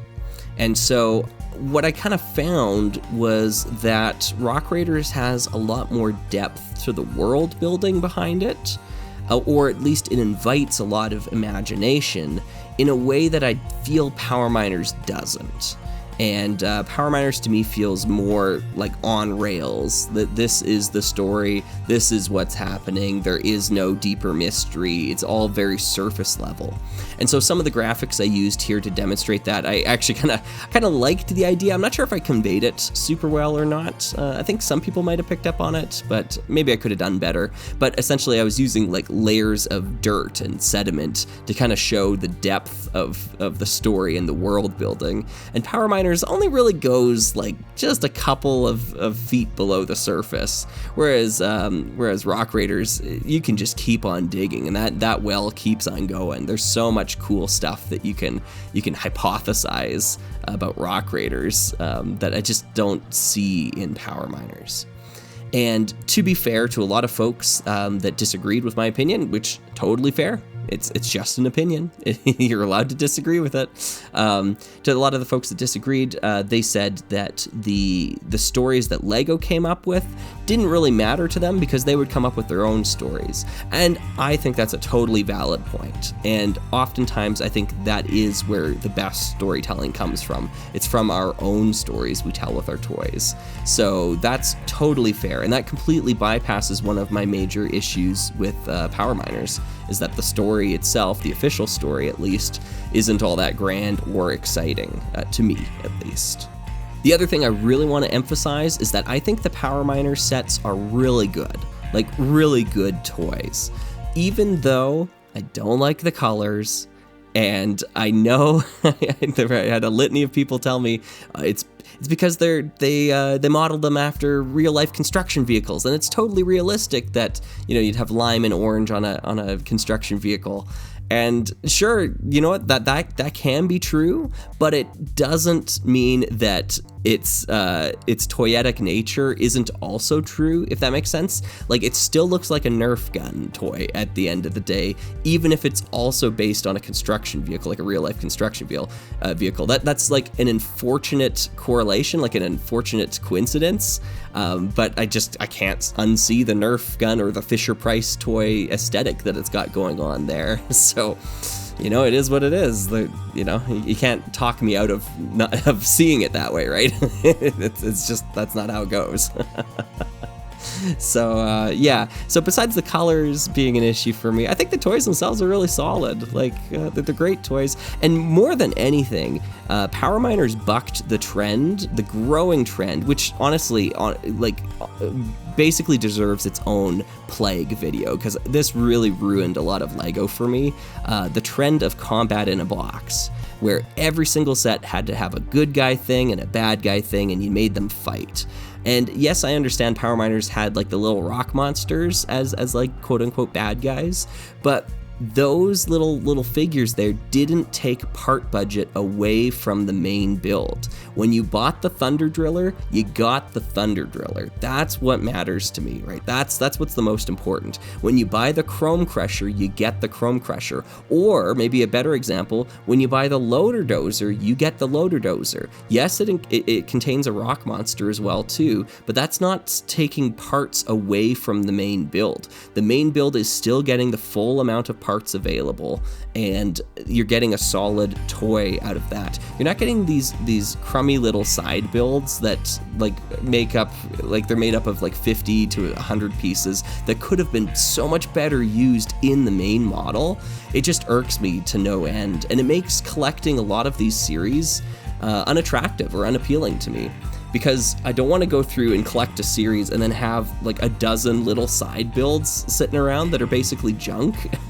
Like what am I supposed to do with them, right? You get these little like swarms of like nonsense that are meaningless, right? It's a major hurdle for me to overcome in order to embrace that era of Lego, because it was everywhere. It was in every theme. So Power Miners is a outlier in that case, and I think it's better for it. And I think hindsight and public opinion kind of agrees with my assessment here, because Power Miners is regarded really, really fondly, and a lot of those other themes of that era, not so much. You'll get the odd person saying kind things about Lego Vikings, or I don't know. I talked about Atlantis, Mars Missions, another one that did this all the time. Combat in a Box, Agents, Ultra Agents, those sort of sets all had those little things, and it honestly persists to this day. And I was just recently building some Nexonites sets. And Nexonites even has it in there too. It's always combat in a box. So you're getting these little tiny side builds that are nothing burgers compared to what the main build is. And the main build could have been better or cheaper had the side build not been included as a part of it. So yeah, to me, it's just such a barrier to entry into so many of these other themes. I don't want to get into collecting them if I'm just collecting like a third of what I collect is just going to be garbage at the end of the day, because that's kind of how I feel about a lot of those builds is, they're just a collection of parts that I'm just going to disassemble and toss in a bin at some point in time anyways. So I guess more than anything, I just want to be fair to Power Miners.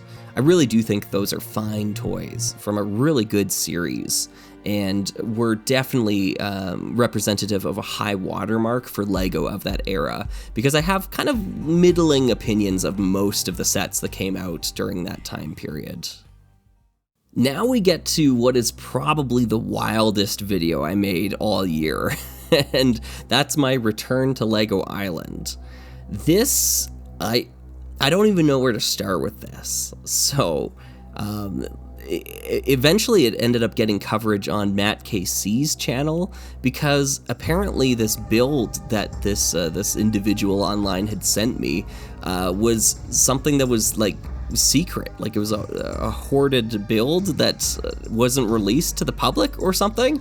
And when I tried to get answers, I just, the person who sent it to me completely ghosted me. So I still don't know who it was and why they thought I was the one that should receive this and talk about it. So I'm just completely in the dark on all of this. So I ended up actually talking to Ben, who is the person who I guess was like the custodian of this software, or this, I don't even know what you call it, like the alpha or pre-alpha or whatever it's called.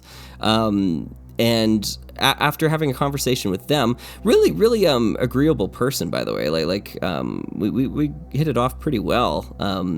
And I had a good time chatting with them about this sort of stuff. They had a really peculiar reason for not releasing it, though, and they really weren't able to substantiate their claim as to why that was. So I don't know. I think there might have been some animosity with them and maybe one of their other members or something that I guess secretly sent the thing to me to release to the public. I'm grasping at straws here, folks. I'm trying to make sense of what this whole thing was. But I don't understand why it was hoarded away, and I guess it's no longer hoarded away. So, yay, preservation of media, which I guess is a good thing. But yeah, this one was strange. This is a really strange video, and I tried to make have some fun with it, at least on my end. Trying to make a fun kind of spooky video where what's going on, you know. But a lot of that actually is pretty genuine. Genuine confusion. So yeah, if you're watching this and you have more answers, or you kind of know what's going on with all of this, drop me a line. I would love to find out. So that'd be great. Much appreciated. Hey, we enter into the Throwbots Trilogy of videos. I'm just gonna kind of package them all together here because all three of them, I think, really relate to each other, and they're kind of meant to be viewed one after the other. So we'll just treat them all as one big thing right here. So right off the top, I think the production of these videos really led me to appreciate Throwbots as a series in a greater light, I suppose. Because when I made the first one, the first of the trilogy there, I was really approaching Throwbots with a lot of, I guess, derision is maybe the right word. They're really weird and like kind of bad, but endearing in a lot of ways, and that endearment that I felt towards them really inspired me to, you know, give them a good fair shake and to keep going with it too. So by the second video, I think I really liked Throwbots. I was kind of coming around to it. I really fell for them. And now I regard some of them as being like some of my favorites, like some of my favorite Technic figures, Blaster being one of them for sure. I love Blaster. Never had that one growing up. Actually, the only two that I had growing up were Flare and Spark. So I only had a couple from Wave 2, and Flare still remains probably my overall favorite. And I don't think collecting all of them dislodged Flare from the #1 spot. I think Flare, just the construction and the way the tail winding works, is just mechanically superior to most of the other Throwbots. And I don't think that's nostalgia blinding me on it. I have no idea, honestly. I was a big fan of that toy when I was younger. I used to fly it around in its little pod and stuff like that, go on missions, those sorts of things. So yeah, Flare is pretty near and dear to me, but I do think there is a lot that the toy does, even in retrospect, all these years later, that it does better than its peers. So yeah, but Blaster was surprising to me. I didn't expect to like Blaster as much as I did, but once I got posing him and really getting some really cool action shots and appreciating how it you know, Blaster's essentially a Neanderthal of Bionicle. Like Bionicle's the Homo sapien, and, you know, Throwbots the Neanderthal. And it's not saying like Neanderthals are like I'm not saying that as a derogatory term or anything like that, because Neanderthals had language, they had art, they had tools, you know, they were a species unto themselves, but they were just, you know, usurped by a little bit of a more powerful species, essentially, right? And I kind of see them as two different, you know, lines in that sort of genesis, I suppose.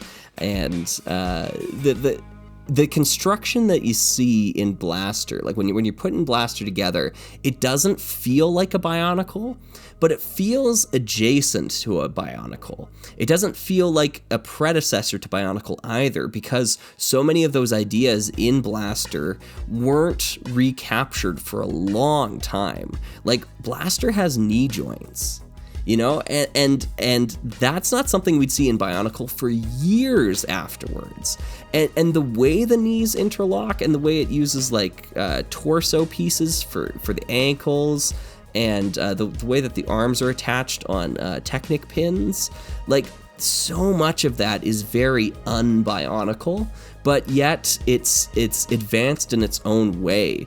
It's like Blaster was the latest progeny of some sort of offshoot that just didn't survive to go on to bear more fruit. And it's kind of unfortunate because I would really like to see what construction figures and what Technic figures in general would have looked like had Throwbots continued and flourished, and we'd seen that path going forward. I think we would have seen some really, really interesting variations moving on from that starting point. So yeah, I just see Blaster as being a very interesting specimen in the overall Lego tapestry. A couple of my friends have told me that they see these Throwbot videos as being the best ones I've ever made. And I kind of don't disagree. I'm really proud of them. I think they're really funny in a way that Slugger often isn't. Although in my own personal life, humor is such an important characteristic of mine, I think. Like when it comes to teaching, classroom management is making sure you're the funniest person in the room. Like that's the secret to being able to run a classroom of kids, is you just have to make sure you're the funniest and they know when the funny stops, right? So you can turn off the funny and say like, okay, now we got to get serious, right? And they will respect and follow that sort of direction, right? So like humor is like tied to my self-worth in a lot of respects. So I'm always cracking jokes. I'd like to think I'm a funny person in real life, but when it comes to scripting things for Slugger, it's tough to. It's a very different art to write jokes than it is to crack jokes. So being witty and being sharp on the fly is something that comes easily to me, but writing jokes and trying to infuse humor into scripts, that's tough. That's a whole other ball of wax. And I've got a lot of newfound respect for writers of comedy shows because that's difficult. Like when you have to pre-plan comedic timing and pre-plan jokes, yeah, my hat's off to folks that can do that because I'm really not one of them, in my opinion at least. So these videos are funny as almost a fluke, I think. And it would be great to try to recapture that funny all of the time, but it really doesn't belong in a lot of the things I try to achieve on YouTube. Like making parody craftwork videos, like, and putting that in an Orient Expedition video, it just doesn't fit. Like, it doesn't fit the vibe that I'm going for. So, yeah, I don't think Funny Slugger is like a mainstay element, but it is fun every now and then to get unhinged like that and just like totally take your audience into a whole other ballpark that they did not sign up for and just see how they react. It's fun. It's fun. Overall, I have a newfound respect and reverence for Throwbots, and that's really cool. I do hint at Robo Riders being the next big stepping stone there, and I do intend to tackle it at some point in time, but I haven't yet decided how I'm going to divvy it up. It's probably going to be something after the next summer of Slug, which I realize is going to be basically making it a year in the making. So, but there's been no progress on it as of late. So there isn't even the proto matter of a script. So it's just a thought on the horizon. And we'll see it when it eventually comes about. I have most of the sets that I need to talk about it at this point in time, and then it's just going to be a matter of how do I tackle all of those alternate builds. That's going to be difficult. I don't really have much to add to the Build a Santa video here. I actually don't know why I included it on my list of things to talk about. But I guess maybe I'll talk about the one joke in the video, the two Santas, one tree joke. That was a calculated risk that I took, especially in a Christmas video. I know, it's poor form of me, but the calculation I made was that if you're old enough to get the joke, you'll find it funny, and that's great. It gets a laugh. It's unexpected too, so there's that. If you're not old enough to get the joke, then there's no harm done. You won't even realize that there is a joke being told, and it doesn't ruin the video, and you just keep on moving, right? So to me, it seemed like a win-win sort of scenario. Hopefully I didn't offend anyone with a joke like that in a Christmas video, but anything for humor. It's kind of a personal mantra of mine, but I know it doesn't necessarily always translate over into my work here. It's entirely possible that my work with the Throwbots videos emboldened me to take more, comedic risks, I should say. So I don't know. Maybe that's the case here. I'm not sure. But nonetheless, I felt like this was a good Christmas episode for the channel, and I've got a similar one planned for next year already. So yeah, stay tuned for that. Wow, Slugger. So you don't like The Empire Strikes Back, you don't like Power Miners, and now you're telling me you don't like Lego Space? Look, I get it. I know that it can seem sometimes that I'm impossible to please, or that I'm a purist, or whatever. But I have to be honest with myself, and I don't want to lie to folks online. I don't want to pretend that I love something, and unfortunately, YouTube is kind of one of those platforms that it's tough to communicate nuance on.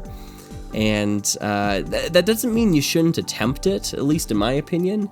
It just means that oftentimes if folks don't see that you either love or hate something and you fall somewhere in the middle, they interpret that to mean that you're in the opposite camp from them.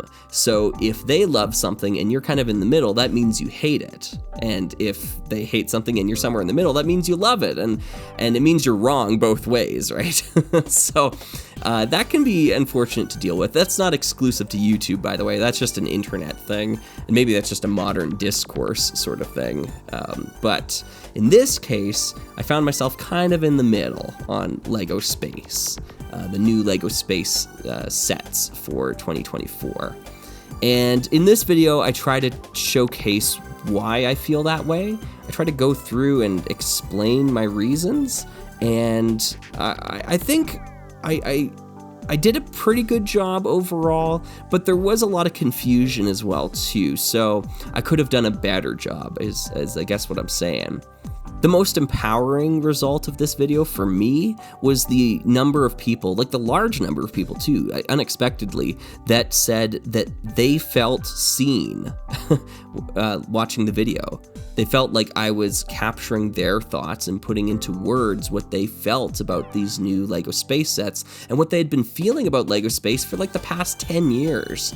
And that to me is really rewarding, and it helped me not feel alone in that perspective as well too. It was just nice to hear that other people felt the same way as I do about this. Now, there were also a large number of people who disagreed with me, and I think that's only natural, especially with a topic like this. I see no problem in being excited for LEGO Space in 2024. If this is what you want from LEGO Space, great, power to you. That's awesome. Have fun with it. I'm not trying to take that away. I do want to define though, and that's what I did in this video, is I tried to define why this wasn't what I was looking for from LEGO Space. This isn't exactly what makes me interested in LEGO Space. So in order to make that definition clear, I took a look at Unitron. I picked Planet Unitron as being kind of this defining feature, or something like a microcosm of what I want from Lego Space. And it's this idea of like a interconnected space world where anything goes. Like there's all these cool space factions, and they're all very sci-fi and totally bizarre and out there, and not just aping off of like recent science fiction properties by other media companies. That's a big thing too, and that's one of the real limiting factors, I think, of this modern wave of Lego Space, is that it's so derivative of previous works. To the point where I was in the Lego store buying the I don't even know what it's called, the space ATV thing, the thing that looks like the Mako from Mass Effect, and the person selling it to me, the employee who worked at the Lego store, literally said, "Hey, you're here to buy the Lego Mako from Mass Effect." Like it was, that's almost a verbatim quote right there. That to me is just wild. So it's so transparent, the sources of inspiration, and for some folks maybe that's cool. I know a lot of people really love licensed Lego sets because they want to build something they saw in a movie, or they want to build something they saw in a video game or something like that. And for those folks, this is probably really exciting because it's very similar to the things you see in Mass Effect, both the Mako and the Nomad from Mass Effect Andromeda, and that's cool that it exists in Lego now. However, that's not what I want from Lego. I'm not out here collecting licensed Lego sets. That's just, it's not my thing. I have the movie. I don't need a set of the movie. I don't quite get that connection between the two personally. So this to me isn't all that enticing. I've seen these designs before. They're humdrum. They've been done before. So that sort of thing, it just doesn't spark creativity in me. And I don't think there was a lot of creativity behind the designs, to be honest. And I think the proof's in the pudding. I got into a couple of interesting discussions in the comment section regarding this sort of topic. But a few of the naysayers, or folks that were kind of poo-pooing my opinion on this, pointed at Futuron and said, like, I don't know, man, like Slugger, this really just feels like Futuron 2.0. And that to me is just like such a baffling opinion. I can't even get on the same wavelength as that, because like you look at any of the Futuron sets, you pick out Star Defender 200 for example, and tell me what NASA design inspired that. Like how is that even like remotely close to being inspired by some NASA punk or NASA core thing, right? Like I don't get that argument at all. So this modern Lego space stuff to me is firmly rooted in NASA stylings, and not necessarily derivative of NASA specifically, but derivative of other licenses that are themselves derivative of NASA inspired designs. So I'm thinking like your Interstellar, Starfield, and previously mentioned Mass Effect, to some degree, to a lesser extent, honestly, Mass Effect. It's kind of its own thing, but yeah, it seems like this Lego line just decided to look at all of those things as inspiration and just copy their homework. So to me, that's really disappointing, because Lego Space is supposed to be imaginative. It's supposed to be cutting edge and taking daring risks with color schemes. But here we are, same old white and orange again, right? And honestly, it's not even the white and orange specifically pairing that is bad, even though it's been done 3 or 4 times at this point. It's the white as the primary color, and the other culprit, I think, is the non-colored canopies. This new trans black color, while cool and like I like it as a color, it really doesn't scream Lego space to me. It screams Lego in space. It looks like a NASA ship, right? And that to me is a huge missed opportunity. And we really see the potential when we look at the Lego Friends line. And that's kind of interesting, because that's where we're actually seeing colored canopies and more vibrant, adventurous color schemes. Now, I'm not personally in love with what I'm seeing over there with the Lego Friends stuff, but that's more in the direction of Lego Space. The Lego Friends stuff is more Lego Space than this Lego City Space 2024, whatever you want to call it. A name that shall be remembered for all who knew it. Yeah. I will say, with a little bit of hindsight now and looking back at this, I might have come off a little harsh towards Lego Space 2024, whatever this stupid thing's called. You know what? Forget it. No. I wasn't too harsh. It doesn't even have an identity. Like, what am I supposed to call this thing? Anyways, I guess what I mean is that it takes a few more leaps forward than I maybe give it credit for, and maybe in that final graphic with the road to Planet Unitron, we should be maybe just a little bit further along, realistically. I don't know. One of the reasons why I say this, though, is because the sets do feature Lego aliens, and that's kind of neat. Like, it's kind of cool.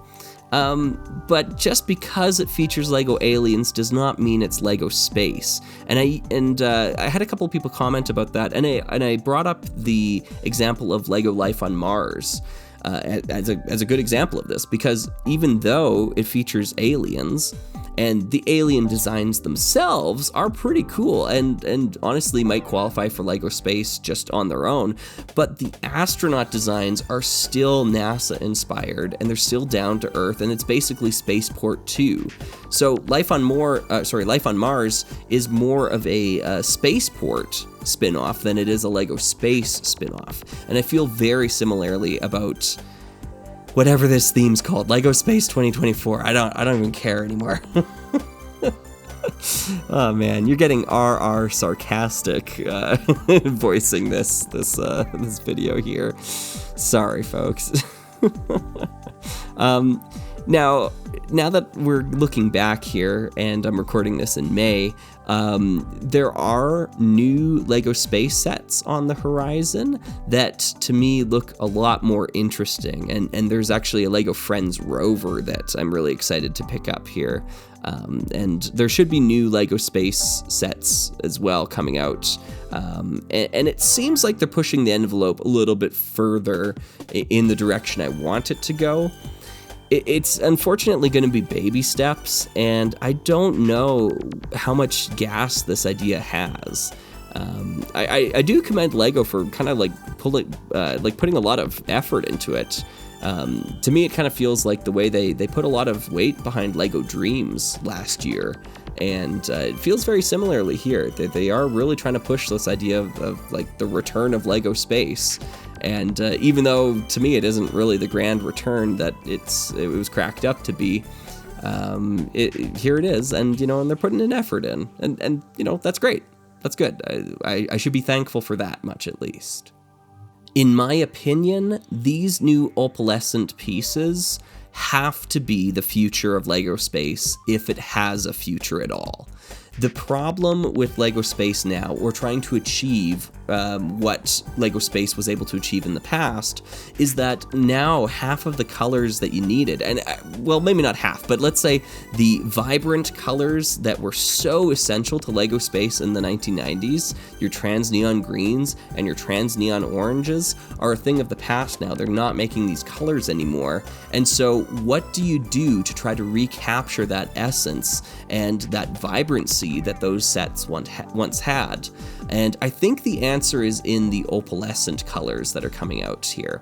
Now, we saw some of that used on Mr. Oz's space car from Lego DreamZzz, as well as in this Lego Friends set, I believe, that I mentioned earlier, the rover one.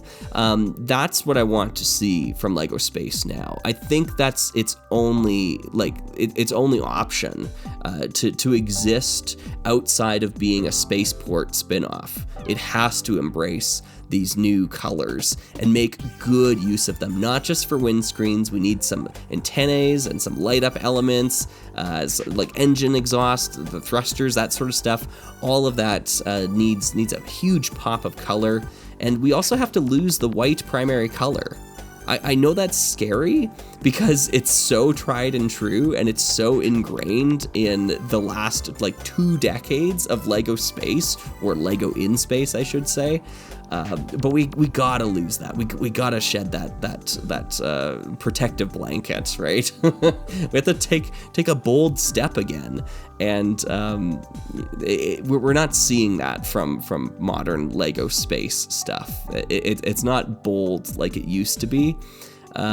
So I'm hoping we get there, although I'm not really convinced of it yet. We'll see.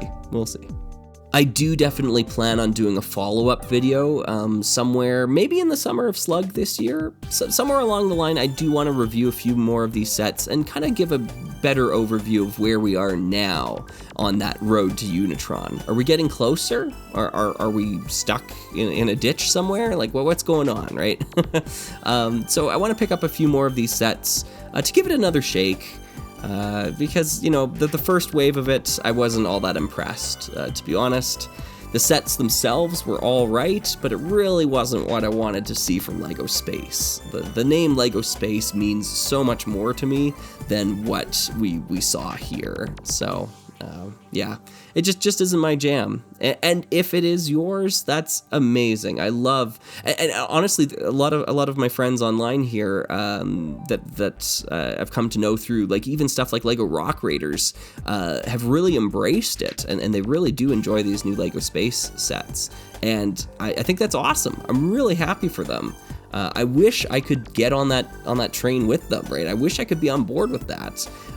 But what I'm looking for from LEGO Space is just a little different, and these sets are falling short on that mark, unfortunately.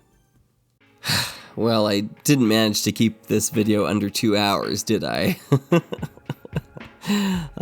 Well, luckily we are nearing the end of the line here, and this video, the Rock Raiders Kabaya Part 2, essentially, is a video I don't really have much to say about. I think it was a good video. It achieved what it needed to do. And yeah, that's kind of that. I love talking about Rock Raiders Kabaya. These are great little sets, and just being able to go back and revisit them and go through and do a Slug-O-Meter ranking of the alternate builds. And the combiner models too. It was a lot of fun. It was a long overdue video as well too, but it was one that was really fueled by recent discoveries, at least in the online worlds. This is obviously stuff that's been available publicly since the year 2000. So, here I am 24 years late to the party, but nonetheless, I gave it a good effort. And yeah, I think this is a cool video. Another good Rock Raiders outing for the channel. In making the video, though, I got a nice group shot of all of the alternate builds of the Kabaya sets grouped together, and a dangerous thought formed in my brain. And the thought is this: can you make a complete LEGO Rock Raiders collection that contains all of the retail sets and all of their alternate builds? So you'd need at least 3 or 4 copies of every single set, because you'd have 3 alternate builds for every main retail set, plus 1 main build at the very least. And then you got some of those weird alternate builds like the Chrome Crusher Robot and the Granite Grinder Cavern Crusher, which isn't on the back of the box there. And then you'd have all the Kabaya sets, all of their alternate builds, and all of their combiners as well. And the amount of bricks you would need, like Rock Raider parts, the big culprit here is actually the printed 30303 piece, because it's used in one of the Kabaya sets, which means you need at least 4 copies for the Kabaya plus the alternate builds. I think if I'm doing my math right, I might be wrong on that. Maybe it's just 3. But then there's all the combiners that it uses as well too. And then you need copies of that piece for the tunnel transport and its alternate builds. So you need another 4 copies of it for that set as well. And that part, I don't know if you know this, but like on Bricklink, it's gone. It's a lost piece. So there was a limited supply of them at some point in time, and now that limited supply has become a near zero supply.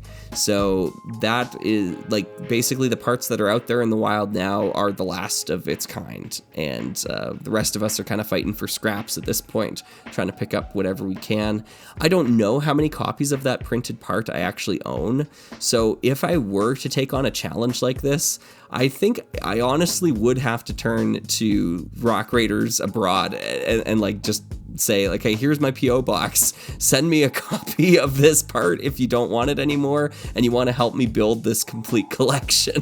Like, I think I would have to do that because there's just no feasible means to acquire enough copies of that piece anymore. So, yeah. Now, don't do that, by the way. Don't send me that part. Like, keep it in your own collections. I'm not saying I'm gonna sit down and actually do this. Like I said, it's a dangerous thought. It's something that I shouldn't be thinking about. But boy, it's tempting.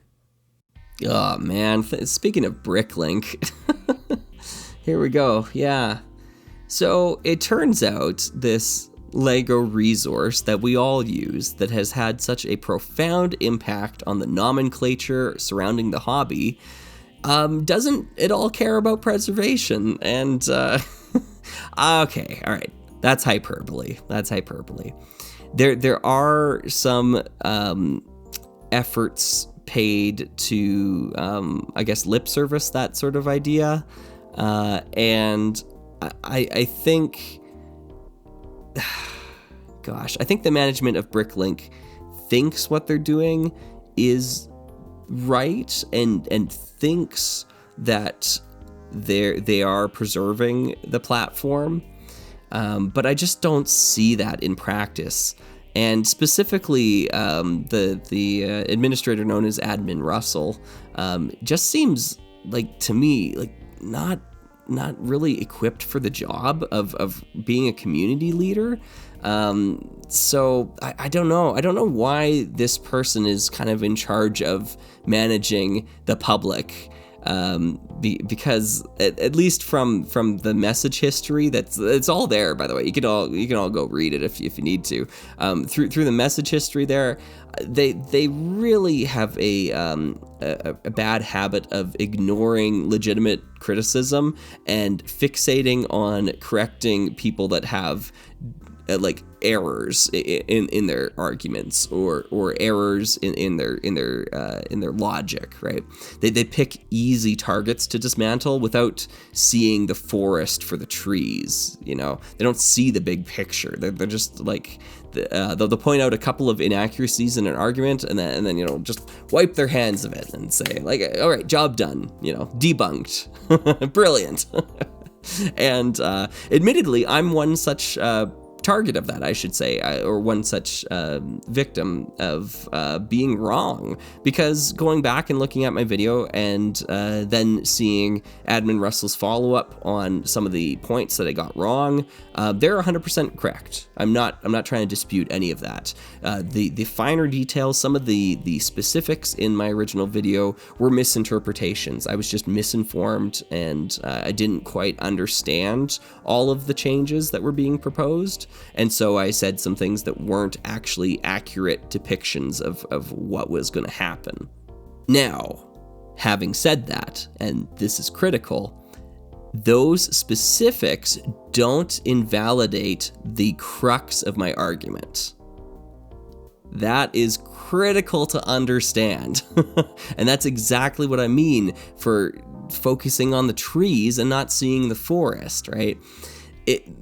The Bricklink administration really focused on trying to correct individual small arguments without embracing or acknowledging the bigger picture. And that's really troubling to me. And unfortunately, we're actually seeing the results of this rollout of this kind of homogenization of certain entries in the Bricklink catalog. And it's made my job effectively tougher now. And it's erased a lot of the history that was preserved on that website. And just like I said, coining Ross Scott's example of the Rosetta Stone, it's like they've taken a belt sander and just kind of sanded away some of the edges there. Sure, some of the text was lost, but now it's prettier. It's smoother. It's streamlined, right? As if that's what we want, right?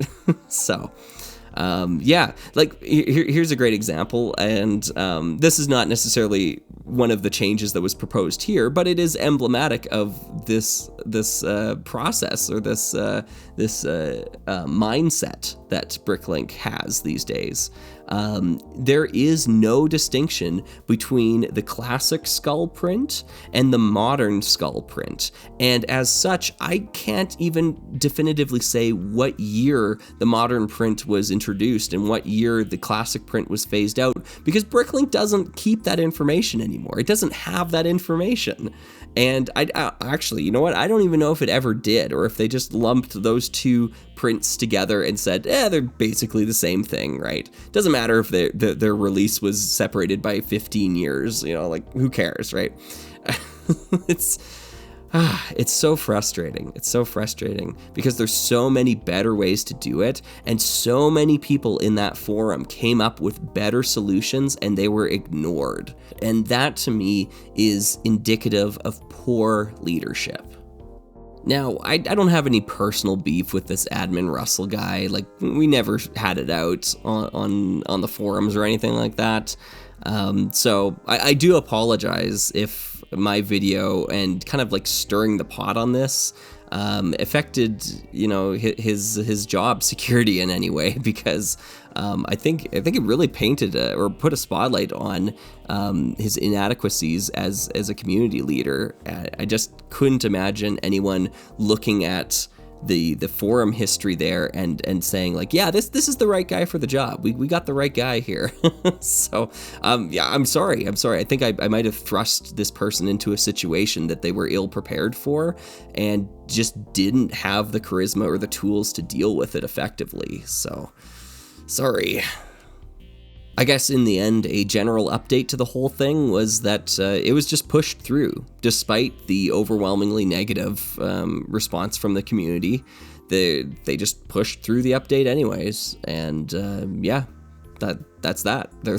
There was no further discussion. There really was no walking back of certain things. I think there was like maybe a few specific items that got tweaked ever so slightly, but no, it wasn't up for debate. It never was. And a lot of people in the community who had been through this before knew that was the case ahead of time, and they said as much. They said, this is supposedly a proposed change, but I've done this long enough to know that it's already been decided and we just have to live with it. And turns out they were right. It had already been decided and we do just have to live with it. So on that happy note, Rock Raiders and brand new discoveries in the world of Rock Raiders.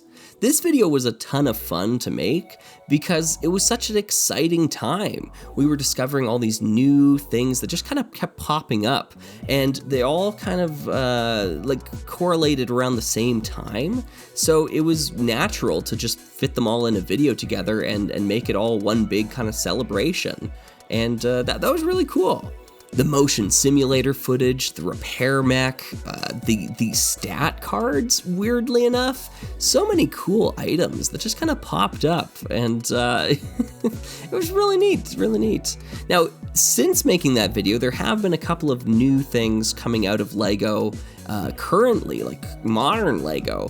We're getting now a teal chair off of the wish list for Chief, right, for the LMS Explorer bridge, and we're also getting a teal support stanchion for the Loader Dozer upgrade, which I never thought we were getting that one.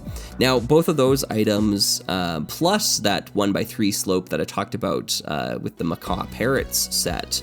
All three of those are things that were maybe on the Rock Raiders Teal wish list at some point, and they should be something that I'll talk about in the future here as well. Whether that ends up on the main channel or on Sluggin Around, I haven't quite decided. We'll see what the format of that video ends up being, but they're all noteworthy, I think. The main one that we're missing now is the 2x2 tile with the Technic pin in teal for the Tunnel Scout. So, fingers crossed.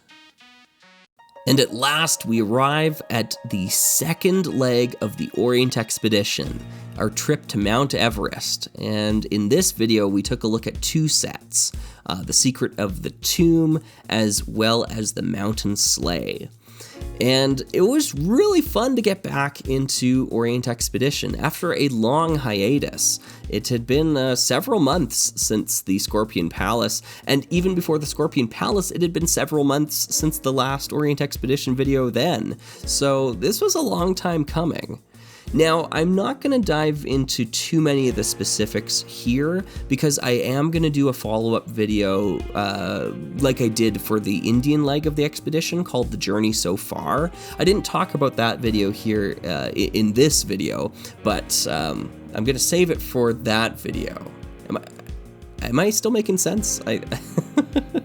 Anyways, what I will say here is that I composed a new track for this leg of the expedition entitled Everest. And it's one that I really enjoy. It's maybe not as ambitious as Marco Polo was, and I really didn't think it was going to, stretch that way anyways. But I did kind of have a general sense of what I wanted it to sound like, and I think I achieved that fairly well. A couple of things that I wasn't as happy with was that I think I played into the motif of what sounds frozen, I suppose, on a synthesizer. There's certain synth sounds that have just been kind of unilaterally decided this means icy, right? And we can kind of all picture in our mind what that sound is. And I don't know who was the first person to do that. I know there was music at least as far back as System Shock 2 that had like an icy sound to it. Probably earlier than that, I would imagine. So, I'm not sure why we culturally decided on those sounds meaning frozen or snow, that sort of thing. But c'est la vie, it is what it is. I really wanted to not lean into that motif as much as I could, but in the end, after playing with a few different synth sounds, I just kind of found that, that's the best fit for the vibe of the song. So now I'm perpetuating this motif onwards and onwards. So I'm part of the problem now. I took a lot of inspiration from the song Real Love by Yes off of their Talk album, at least for how the bass was going to methodically kind of thump away in the background. I don't think the song I ended up writing sounds really remotely close to that song in the end, but that was a real inspiration for me, and I really considered just lifting some of the licks from that song verbatim, but I'm glad I didn't, and I'm glad I kind of charted my own path with the song. The song actually makes for a really good ringtone, by the way. It's currently my cell phone ringtone. It just has a nice kind of jolting start to it, and it's very assertive without being aggressive, and you can catch it before it goes into the beat, I suppose, right? So you can silence it early if you catch it early enough. I don't know. I like it. It's a good track, I think. The Yeti's Hideout is the next logical step in the Orient Expedition, and it really follows a similar vein to the previous video. There's only really one topic that I brought up in the video that I debated about. It was in the script, and then it was out of the script, and then it was in the script again, and then the video was made so it ended up in the script. And that's the topic of the contouring on torsos, on feminine torsos. I really debated whether or not I wanted to touch on that, if this was the right video to talk about it even. It really was kind of up in the air for a little bit for me. But in the end, I guess I'm kind of glad I did, because I voiced a concern or a grievance, I suppose, I had with modern Lego, and there was a number of people that weighed in similarly with similar concerns as well, or similar feelings about that. Yeah, it's just one of those weird things that I don't really understand what they're going for with that. Like, minifigures themselves are already so disproportionate. Why would we care about, like, slender hip proportions? You know, like they can't even touch the tops of their own heads, like with their arms. Their arms are so short and, like, weird. Like everything about the minifigure is supposed to be, like, a facsimile of like, a person, but it doesn't, like, look like a person, right? So why are we trying to make it look more like a person? Because, like, the molded parts already are so beyond, like, human proportions. It's just, to me, it's such a mismatch of priorities. I just don't get it. So the only benefit I could see it having of, like, trying to make it look more natural or more, like, human-like, to me, isn't even a benefit in this case, because it just takes you into Uncanny Valley territory, which is one of the reasons why I don't like flesh-colored minifigures either, because it's just, it's weird to me. So that's the one thing. And then the downside is that it genders your torsos in a way that you never needed to, right? So, like, it's lose-lose. What's the benefit? I'm just not seeing it. Beyond that, I think this is a fine video, and a fine outing for Slugger and the Orient Expedition, and I'll save any more specific critiques or feedback for the journey so far once I get there. It's Slugger's magnum opus! The To Metru suck, and so do you! Yeah, okay, so I think some people who saw this video felt that was the title and that was the intention behind it, but that's really not the case, and I tried my best to dissuade any of those thoughts early on in the video. There's a whole 3-minute disclaimer at the front stating it's just my opinion and you're free to disagree. I just want to put this out there and say that this is, these are my reasons why I have a lot of disdain for the To Metru. I didn't intend to antagonize anyone with this video, and I didn't really want to imply that if you like these toys, you're a fool, right? That's not my, that wasn't my mission, right? So it was interesting to see the responses this video garnered, because they were varied, let's say. They were varied. The first category of people were folks that generally agreed with what I had to say about the To Metru, and that's great. That's cool. Oftentimes, though, that feels like the free space on the bingo card when you make a video for your subscribers to your channel that, they agree with you. And yeah, surprise, surprise, right? So that it's still great to see. It's very comforting for me to know that I'm not just a crazy person with this weird opinion, but there are a lot of folks that felt the same way. And again, just like I said with one of the previous videos in this list here, there were folks that said they felt seen. That was the Lego Space video I did. They felt like they too didn't really like the To Metru, and they were kind of sick of the whole narrative that had been constructed in recent times of, the To Metru was the peak of Bionicle, it never got any better, the perfect homogenization of slicer engineering and action figure construction sensibilities, like all that sort of stuff. And I don't know, I've just never felt that way. And looking at the toys, both as a kid and now looking back at them as an adult, it's like, no, these are kind of like a concoction of half measures that don't really like add up to being something great.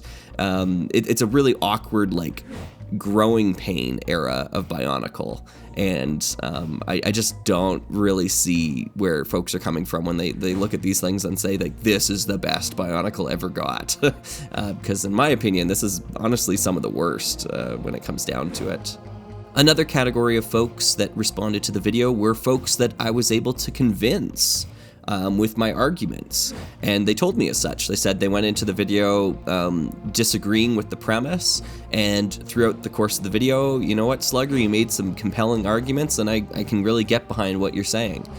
This crowd was relatively small, but this was really appreciated. I really thanked anyone that was able to approach this with an open mind and assess the points that I was bringing up and judge the Metru on their own merits without having to just listen to the narrative of them being the best thing ever, right? So that was really cool to see. And as a whole, I feel this video is a really strong piece of argumentative work from myself. Probably the strongest argumentative video or essay I've ever done.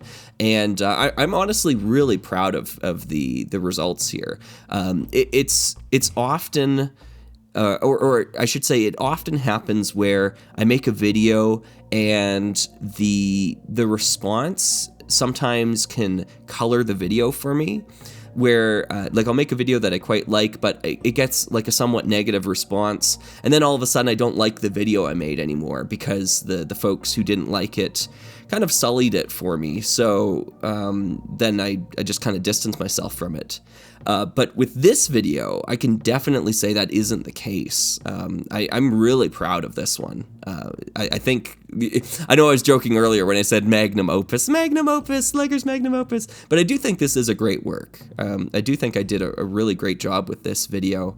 And the one mistake in it, like the only thing I wish I could go back and change, is that I built Golly's shoulders wrong in the video. They're not actually supposed to be the same like bulky shoulders, the same slim shoulders as Lewa and Kopaka. She's supposed to have the bulky shoulders like the other ones do, and that's again like that Berenstain Bears effect. I completely believed it because I had it built that way, and I just kind of assumed that I had it right, and I don't know, like I've been wrong for a long time now, which is crazy because a lot of those photos of Golly in this video are photos of her from previous Bionicle videos that I had done, and her shoulders, I had them wrong in those videos too. So this has been a long time that I've been incorrect about that. And the reason why this one irks me so much is because I hate having a factual error in an argumentative video like this, because it makes it all too easy for someone to say, oh, nope, you're wrong about that. All right, debunked, right? And then think they can take care of the whole video just by saying there's this one piece of factual evidence wrong in your argument. It's the same thing I was talking about with the Bricklink video. And that's frustrating. And I was so close to having it right, because you just change that shoulder around, you remove that one point from that slide that appears in that scene, and the point is still valid. Like that's the really crushing part about it, is that I got a piece of information wrong, but the argument I was making is still right, you know? So that would be the one thing, if I could go back, I would edit about this video, is I just changed my little slip up right there. The next category of responses were folks that disagreed with me, and you know, this is what I expected. This category itself, I think, kind of splits into two subcategories, and the first one I'll just get out of the way really quickly. They're the folks that disagreed with me and also had nothing of value to contribute to the conversation. They responded with either insults or just say something sarcastic. Really, you know, like they just kind of scoffed at it and then moved on with their lives. And you know what? Fair enough. You don't have to enter into the ring and debate with old RR Slugger. It's all good. I just was kind of hoping that I would get a little bit more valid criticism. These comments are largely disposable at the end of the day. The other subcategory are the folks that did put up an effort to counter the points I was making in my video. And these folks, I think, I tried my best to respond with as much detail as I could, because I really respected these people. These were the folks that were willing to sit through this video, even after watching the whole thing, still disagree with the things I was saying, and then try to come up with reasons as to why I was wrong. And that takes a lot of effort and a lot of thought. And I had, like, my hat's off to these people, because I think they really put in a good effort to try to debate me in the comment section. With that being said, however, I was a little, like, I'll be honest, I was a little let down by the lack of forethought in some of these arguments that were being made. It was really few and far between where I saw folks that made, like, good, valid points. A lot of it was just, like, opinions being regurgitated at me. And that is, like, you know, it's fine, you can say that, but it doesn't mean anything, right? It's not really a counterpoint to say that, oh, well, I actually like the colors, you know? Like that, you're not really saying anything with that, you know? So, yeah. Like I get it that a lot of the video that I made is based on subjectivity. Like, a lot of it is just my opinion about certain aspects of these toys, but some of it isn't. For example, the clone construction argument, really solid argument, in my opinion, at least, which is why I make it. Numerically, the Toa Mata and the Toa Nuva and the Turaga even, which is really damning, all have more points of differentiation than the Toa Metru. Like, that's not an opinion, that is true. Like, it's numerically true, it's a fact. Now, how much that fact matters to you as an individual, that's where the subjectivity comes in. So that, to me, is like a really strong construction of an argument, taking something that is factual and then expressing the opinion, your opinion surrounding it, I think makes for a good evidence-supported opinion. I was just kind of hoping to see a few more of those in the comment section from folks debating with me, but I really didn't, and I was kind of let down by that, to be honest. Yeah. There were also a lot of points made under under a false premise, I should say, through basically a misunderstanding of what I was saying in the video, which is why in the video I say on a couple of occasions, please watch it through twice if you're going to go to war in the comment section. You know, prepare yourself, like, get your facts straight, get the source straight, and then go and we can duke it out, and I'll be happy to oblige. But very few people did this. And I guess, you know what, like, fair enough, I suppose. Like, maybe it's not worth the time investment. I was just trying to, like, I was trying to help people, I think, like, that would disagree with me. I didn't want them to make fools of themselves by jumping in and getting, like, simple, basic things wrong about their argument.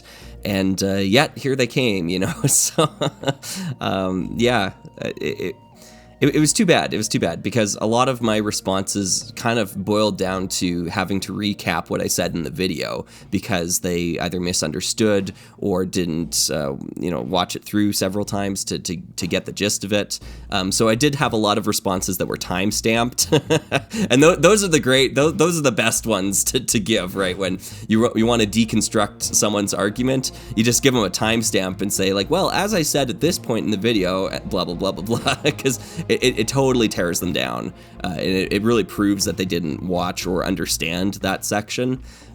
So, you know, I'm not out here like trying to, like, win every argument, win every internet argument. But it is fun to debate about, like, old toys, because at the end of the day, none of this really matters, right? These are just, like, fun opinions we can have about old toys. Like, who cares? Who cares if Slugger doesn't like the Toa Metru? Like, why should that matter, you know? Let's just have fun with it. You can like the toy. I don't care that you like it. That's great, you know? You can dislike the toy. I also don't care that you don't like it. You know, there needs to be a certain level of detachment, I think. And I feel like a lot of folks online like gravitate towards brands or toys, and they attach that to their personality, and they say, this is my personality, you know? And I think we need to grow a little bit more detached from that, personally. If you want to exist in an online space and have a healthy relationship with folks that you meet, strangers on the internet, you know, you need to be able to take a few steps back and really reevaluate what actually matters in your life. There were a few people that did watch the video through twice, and they know who they are, and you have my gratitude. Thank you for doing that and paying me that courtesy before jumping in and duking it out in the comments section. So I thank you for doing that. Of all of the comments, of all of the ones I responded to, there are 3 points that I somewhat concede to. And I want to go through all 3 of those points here. It's kind of surprising to me that there's only 3, and they're kind of small things, to be honest, but this was the best of the best that we were able to generate from these discussions, I think. Yeah, so here we go. The first point here, I had it out, or I took beef with the Toa Metru torso design, and I said that the torso design was specifically the worst of both worlds. It was a bad torso design because of the way the arms interconnected with it. And I did have someone tell me that it really isn't the torso that's the problem, it's the shoulders that's the problem. Had the arms been designed better, the torso piece itself would have been great. It has the nice enclosed gearbox system, it has the modular waist, you know, that sort of stuff. And on that point, you know what, I think I concede, and I agree. I think I was taking out my frustration with the toy to the wrong element. And it really is the way the shoulders interlock with the torso itself that is the culprit there. So it's not the torso that's the issue, it's the arms. And yeah, fair point. The second point, which I think was made by the same individual, so, you know, 2 out of 3 of the only good points that were raised by the comment section. Good for you. That's great.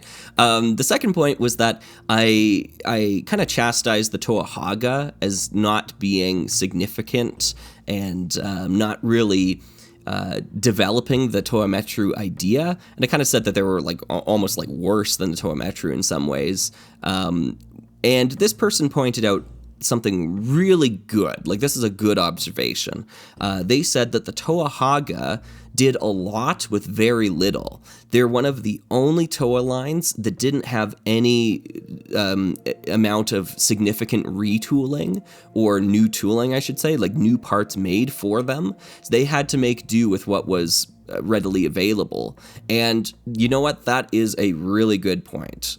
So the Toa Haga have definitely raised a number of steps in my mind, given that valid piece of information.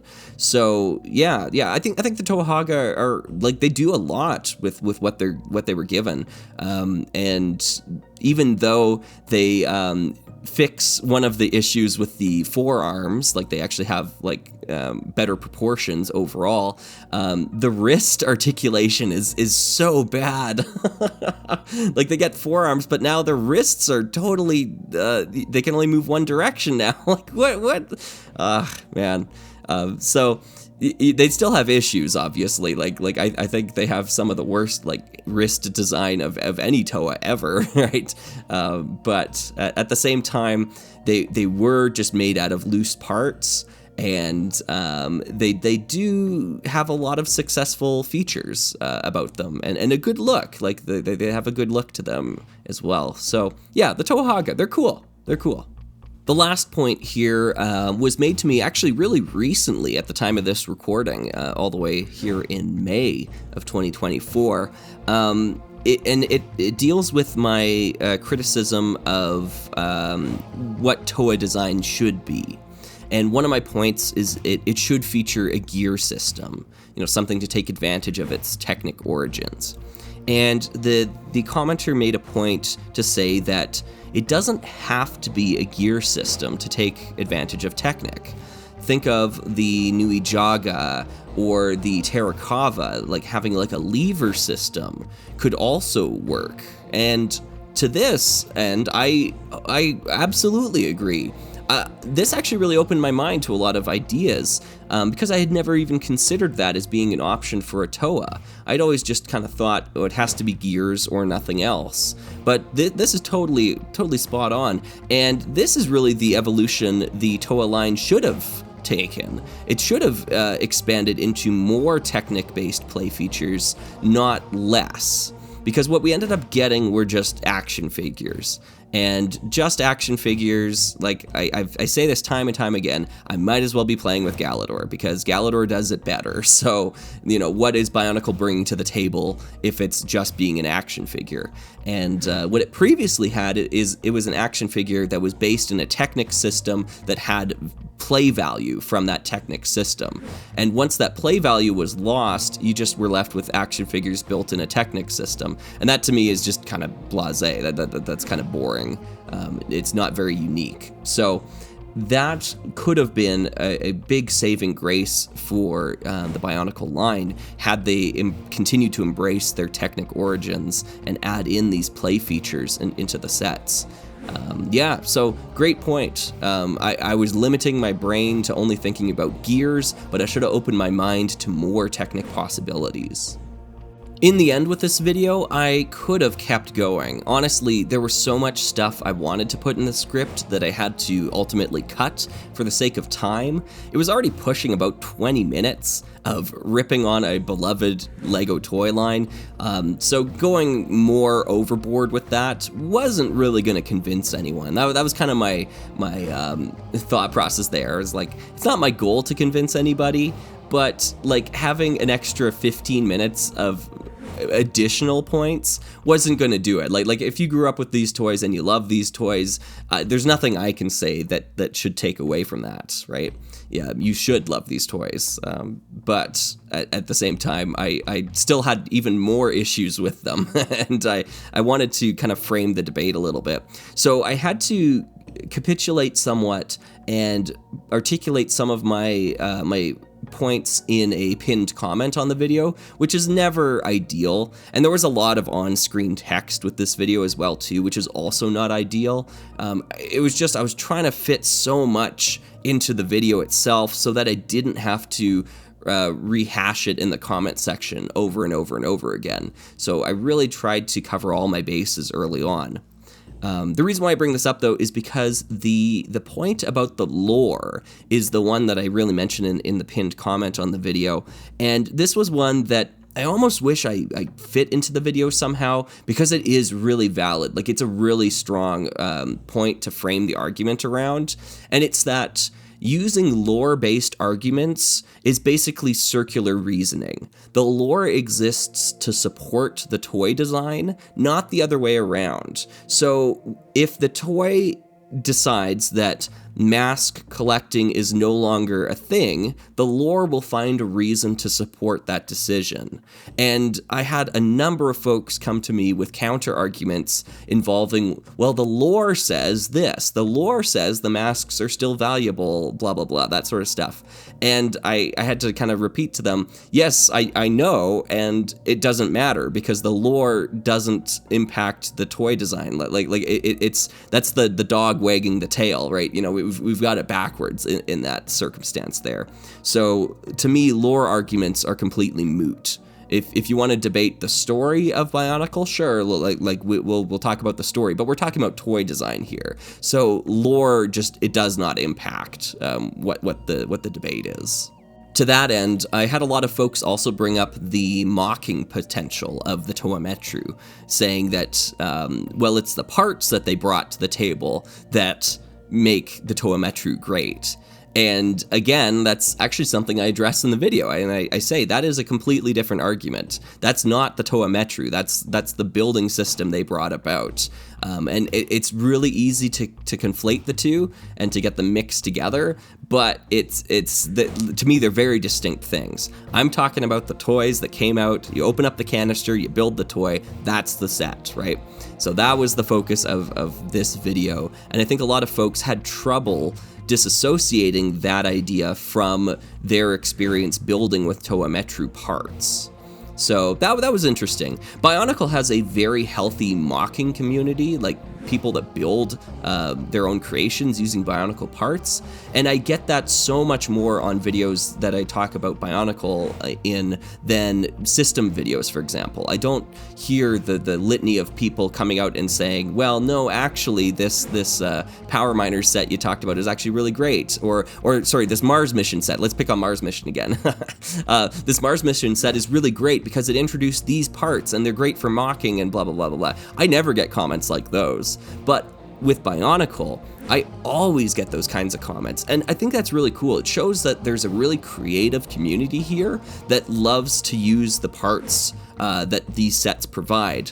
And honestly, a lot of folks will say to me in the comment section, they'll say they're okay with clone construction as an example because it means that they get recolors more easily for their mocks. So that's essentially saying I'm okay with the set itself being worse if it means I can build something better with the pieces it provides me. That's cool. It's definitely not an opinion I share or a perspective that I get behind, but like that's totally valid. I've got no issues with that. It doesn't really impact, this debate in particular, but it is a cool sort of philosophy to have, saying that, the set that Lego made doesn't actually matter all that much, just as long as it gives me the pieces I needed to build the thing I want to build. That's cool. In the end, I'm ultimately relieved that I can walk away from this video and the whole debate surrounding it and, walk proud, stand tall, that sort of thing, because I think I made a really great argumentative piece here on YouTube, and the debate surrounding it also had the potential to ruin it for me. There was always that risk, and I knew it going in because it had happened to me before. Sometimes I would make a video that just garnered some negative responses, and it would sully the whole video experience for me, and I look back at the video as a failure, that sort of thing. But this is not the case with this one. I know it's narcissistical, to agree with your own arguments, but I do watch this one from time to time still, and I'll be watching and be like, yeah, he's right. That's a really good point. I think it's just full of really strong arguments, and I didn't see a lot of counter, points that convinced me otherwise. So, yeah, good job, Slugger. That being said, one thing I was disappointed by was the lack of back and forth, I suppose, with some of the folks that did offer a substantial, counter argument to my video. They would write out their points, they'd number them or bullet list them or whatever, and then I would respond in kind in the comment section and number my responses, and then I'd never hear back. So many people just ghosted me after that. Some people engaged and kept going back and forth, and I really, really appreciate that because I think we had a lot of good conversations. But some folks, they left their piecemeal thing. I debunked it or whatever, or debated it, and they just toppled over like a house of cards and never heard from them again. So I don't know if that's because they were feeling like, oh, this guy, this slug, like, why am I wasting my time with him? He's got such an insufferable opinion, that sort of thing. Or did I, devalue their argument to the point where, they just didn't have any teeth left in them? I don't know. But that was a little disappointing, I would say. I was expecting a little bit more resistance and a little bit stronger arguments, and I didn't get it, which is too bad. But maybe that means I was barking up the right tree. Like maybe this opinion that I formed and this argument I formed was strong enough to stand on its own without additional support, and it kind of like shot down arguments before they could be made. Maybe that's what it was a sign of. I don't know. But I learned a lot with this video. And the approach that I made with it. If I were to ever make something similar again, I would probably do much of the same thing, honestly, because I think it worked really well this time. And it's just important to think your arguments through before you articulate them. And a lot of folks that responded to me in the comment section, I think they missed that step. They just kind of reacted either emotionally or didn't think through what they were saying. Because it was really easy to pick apart certain facets of their argument and, send them on their way, I suppose, right? Anyways, I like this one. I like this one a lot. So now we're back to the Orient Expedition with the Aero Nomad. This is actually a video that was supposed to come out much earlier, but I had to delay it because I made the decision that this video should feature a and B comparison between the hot air balloon from the Temple of Anubis and the hot air balloon in, the Aero Nomad set.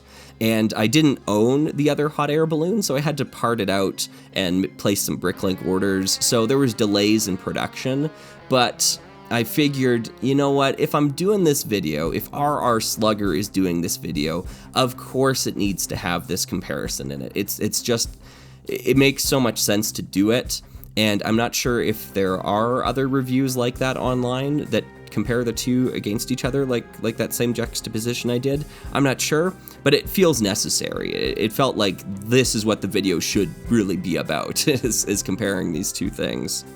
The other thing too that kind of slowed the video down was doing a lot of the research about hot air balloon travel.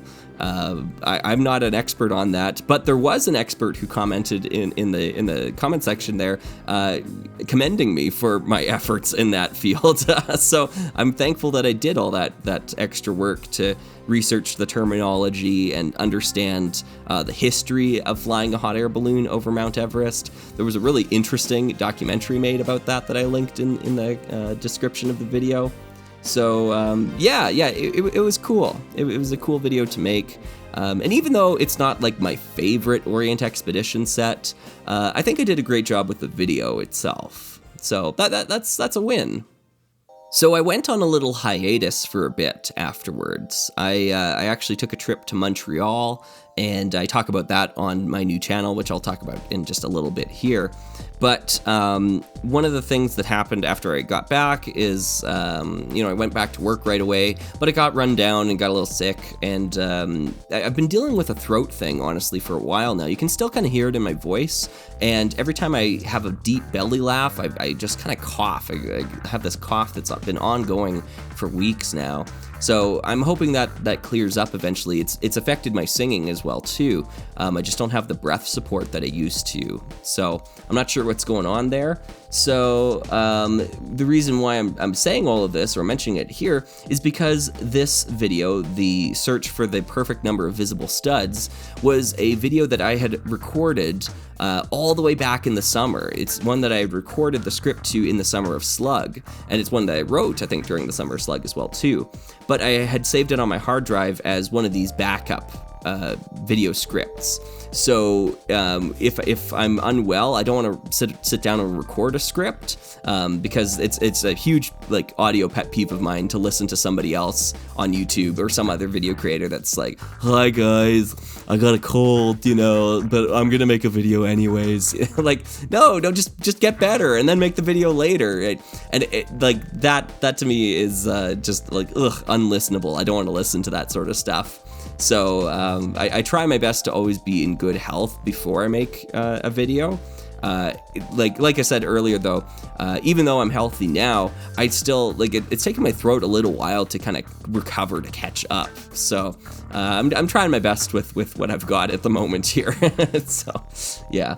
Anyways, because I want to avoid, sounding sick on camera, or I guess on microphone, I should say, sometimes I record a script while I'm healthy without the intention of making it, at that time, making that video. And the search for visible studs was one that was just kind of sitting on my hard drive for a long time. So I went back and revisited it. And I was really surprised how positive the reaction was to this video. It was really something that I thought might kind of, I guess, polarize people. Like some folks would look at this and be like, what's the point of this video? Like this is stupid. Why are we talking about this? I really expected a lot of folks to react that way. But to my knowledge, honestly, no one has jumped out at me and said, like, this is a waste of time video. This is a nothing burger sort of argument.